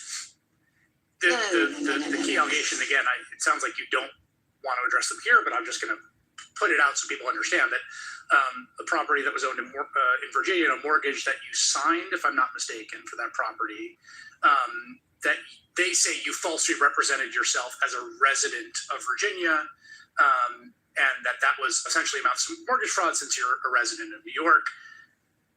What is your response to that? It's baseless. Everybody knows I'm a resident of New York, specifically Brooklyn.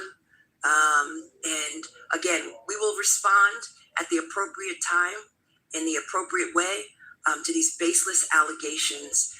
And some media outlets like the Daily News over the weekend has indicated as much. Okay, so you say it's baseless. That's all you want to say. And that's what so Chris says, is like, so that's all you want to say. And she says, yeah. So she's since come forward and said this is just a clerical error. Her power of attorney screwed up. I'm sorry. Like, you're an attorney. You're the attorney general of the state of New York. We shouldn't be having screw ups from your power of attorney. But here's the thing. It's not just once, but twice. Oh, and then there was that third time. Well, actually a fourth time. Because we can go back 25 years, and believe me, we're going to the time that she signed on with Daddy Boo, right? Daddy is now suddenly her husband so that she can get a mortgage back then. I mean, we're seeing a little bit of a track record. All right? A real track record. So she did all that she did, think about it, against Donald Trump, all while simultaneously knowing that she had signed on for this second mortgage. And here's the rider, the second home rider. This was back in August 2020, okay? So they basically had her promise that she was going to live in the home, that this wasn't going to be some kind of rental unit. And yet on another financial disclosure, she called it a rental unit. So which is it? I mean, really, you got a better mortgage rate, you see. You got a much better mortgage rate as a result of this because it gives you a better mortgage rate. That's how the system works, right? I mean, if you think about how it gets stacked, you can stack the deck with the lowest mortgage rate will go for your primary home. And then what happens? Well, when you have a vacation home, you're going to pay a little bit more.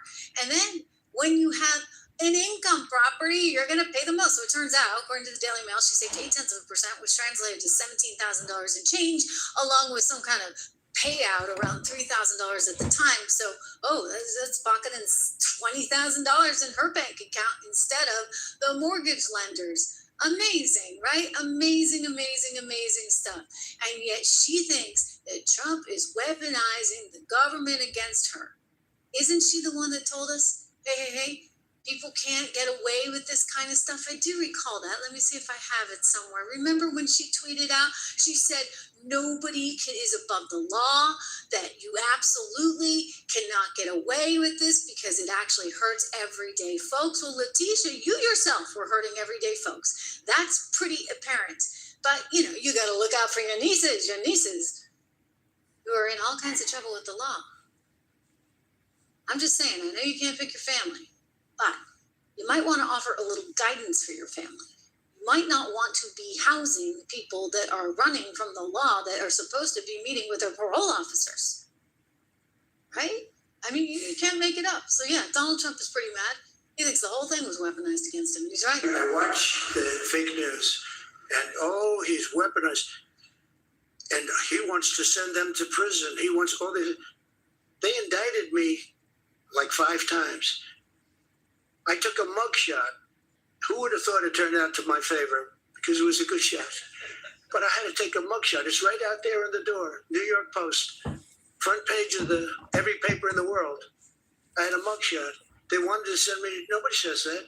They say he's acting very, very tough. He's acting unfair. Let me tell you, if anything, I think this Justice Department has been so respectful of the law, because the other Justice Department with Rita or Lisa and all of that scum, real scum, what they did to the political opponent of a guy that has a seriously low IQ. Now, in his case, it was low based on his career, but it got real low, okay? It was descending rapidly. But what they did to go after his political opponent is legendary. Worse than any third world country, banana republic. And what we're doing is nothing. Are you kidding? Nothing. They write stories. Why aren't they doing this? And there's never been anybody treated in the history of politics. You know, they say the two worst treated presidents by the media, etc., was that man right there, the late great Abraham Lincoln, and this guy right there, Andrew Jackson. They say Andrew Jackson was treated terribly. They give him number 1 and number 2, but that was before I came along, Newt. I say I have number 1 times 10. Right. He is number 1 times 10, maybe times 100. But you know what? Justice is happening. It's happening. And you think back on what we've all been through. I told Eric Trump yesterday, he was talking about this scandal and everything that his dad was hit with. He now has the number 1 book out, by the way, called Under Siege. And we were talking about this. And it was amazing to me. First of all, his family stayed together through all of it, right? I mean, there were really, really trying times and difficult times. And they went through hell. I mean, really and truly. And I was like, was there ever a time when you were like, hey, Dad, maybe we shouldn't be doing this? And he said, sure, but my dad was a rock. My dad said to me, we're going to get through this. And he said, okay, Dad, well, we're going to get through it, and we're going to be right, or we're going to wind up in jail for the rest of our lives. And he's like, well, we are right, and they are wrong, and this is not fair, and they can't weaponize it. And they can't. I mean, this is what this woman, remember Letitia James, before she was ever Attorney General of the state of New York, she was out campaigning saying she was going to get Trump every day. I mean, I think she swore when she said it too. We had to bleep that out. I want to go to this, as well as Byron Donald's reaction to her, which is priceless. I look forward to going into the office of Attorney General every day, suing him, defending your rights, and then going home. Wow. McDonald, for goodness sakes, she just said it. Like, she didn't know anything. She was just going to go out there and zoom and zoom and zoom and zoom, and then she was going to go home. That was going to be her entire job. Forget about actually running the state of New York. Forget about actually going after real criminals. Forget about it. We did this story. Go back and look at the shows, because I did a whole podcast on this. Forget about any of the money laundering that may have gone on, where they were getting basically the Chinese and the Iranians to launder money through New York, and she just looked away. You got to wonder about that. And that's a story. Okay, that's a story, because I think they could dig in harder to that one too, because I'd like to know if there were any kickbacks in any of that. Just saying, I'm not alleging anything. I just want to know how that amount of money could have been laundered through New York, going to suspicious places. We did a whole show on it. But anyway, let's go to my friend Byron. This is nothing to see here. It's just retribution, but that sounds like retribution. 100%. Her entire campaign for Attorney General of New York was to go after one man, and that one man was Donald Trump. She was letting real criminals go. She was letting them go scot-free in New York, but she ran just to go after President Trump, and it's wrong. It's a misuse of power, abuse of power. And now we find out that she was not on the up and up with her personal documents, and now she wants to feign outrage. Well, look, this is very simple. If you live in a glass house, don't throw stones. It's real simple.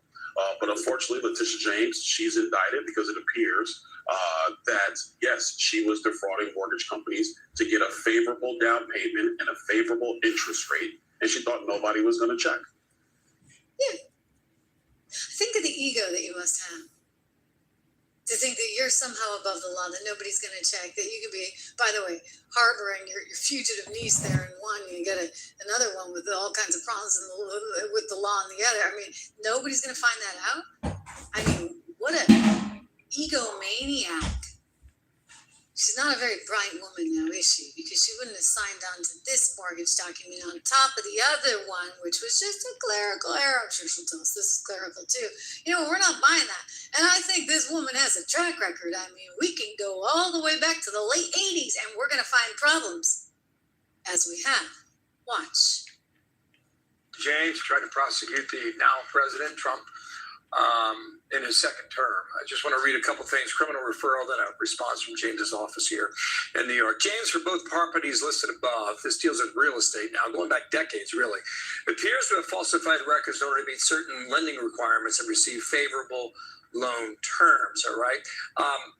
Her office responded by saying the AG James is focused every single day on protecting New Yorkers. Specialist administration weaponizes the federal government against the rule of law and the Constitution. She will not be intimidated by bullies, no matter who they are. The issue here is what property she owned and whether or not she owned it, whether or not she was married, and whether or not her father was involved in all this.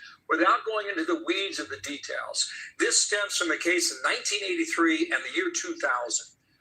That's a minimum of 25 years. Someone had to do some digging to find this. Am I right about that? Yeah.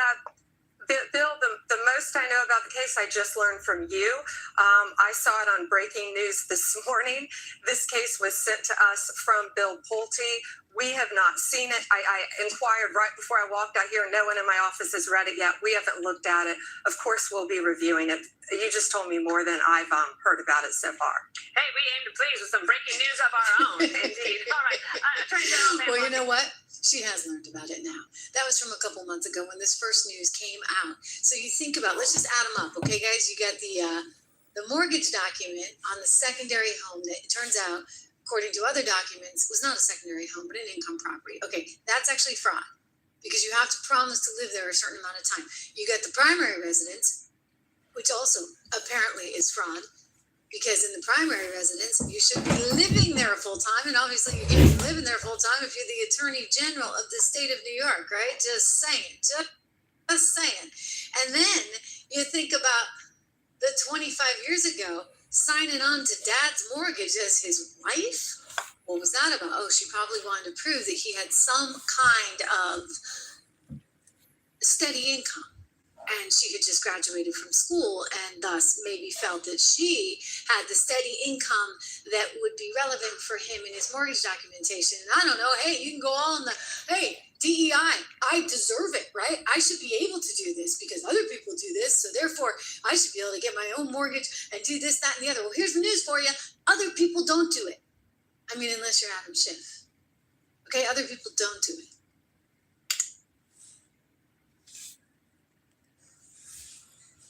All right, you guys, I'm ending this video for the day, for the moment. I'll be back later on. Thank you guys for joining. Thank you for watching. Like and subscribe. I'll be back later on today. Friday, Saturday, and Sunday, I record after 6. Like it off work. Friday, Saturday, and Sunday, I record after 6 p.m. Thank you guys. Peace.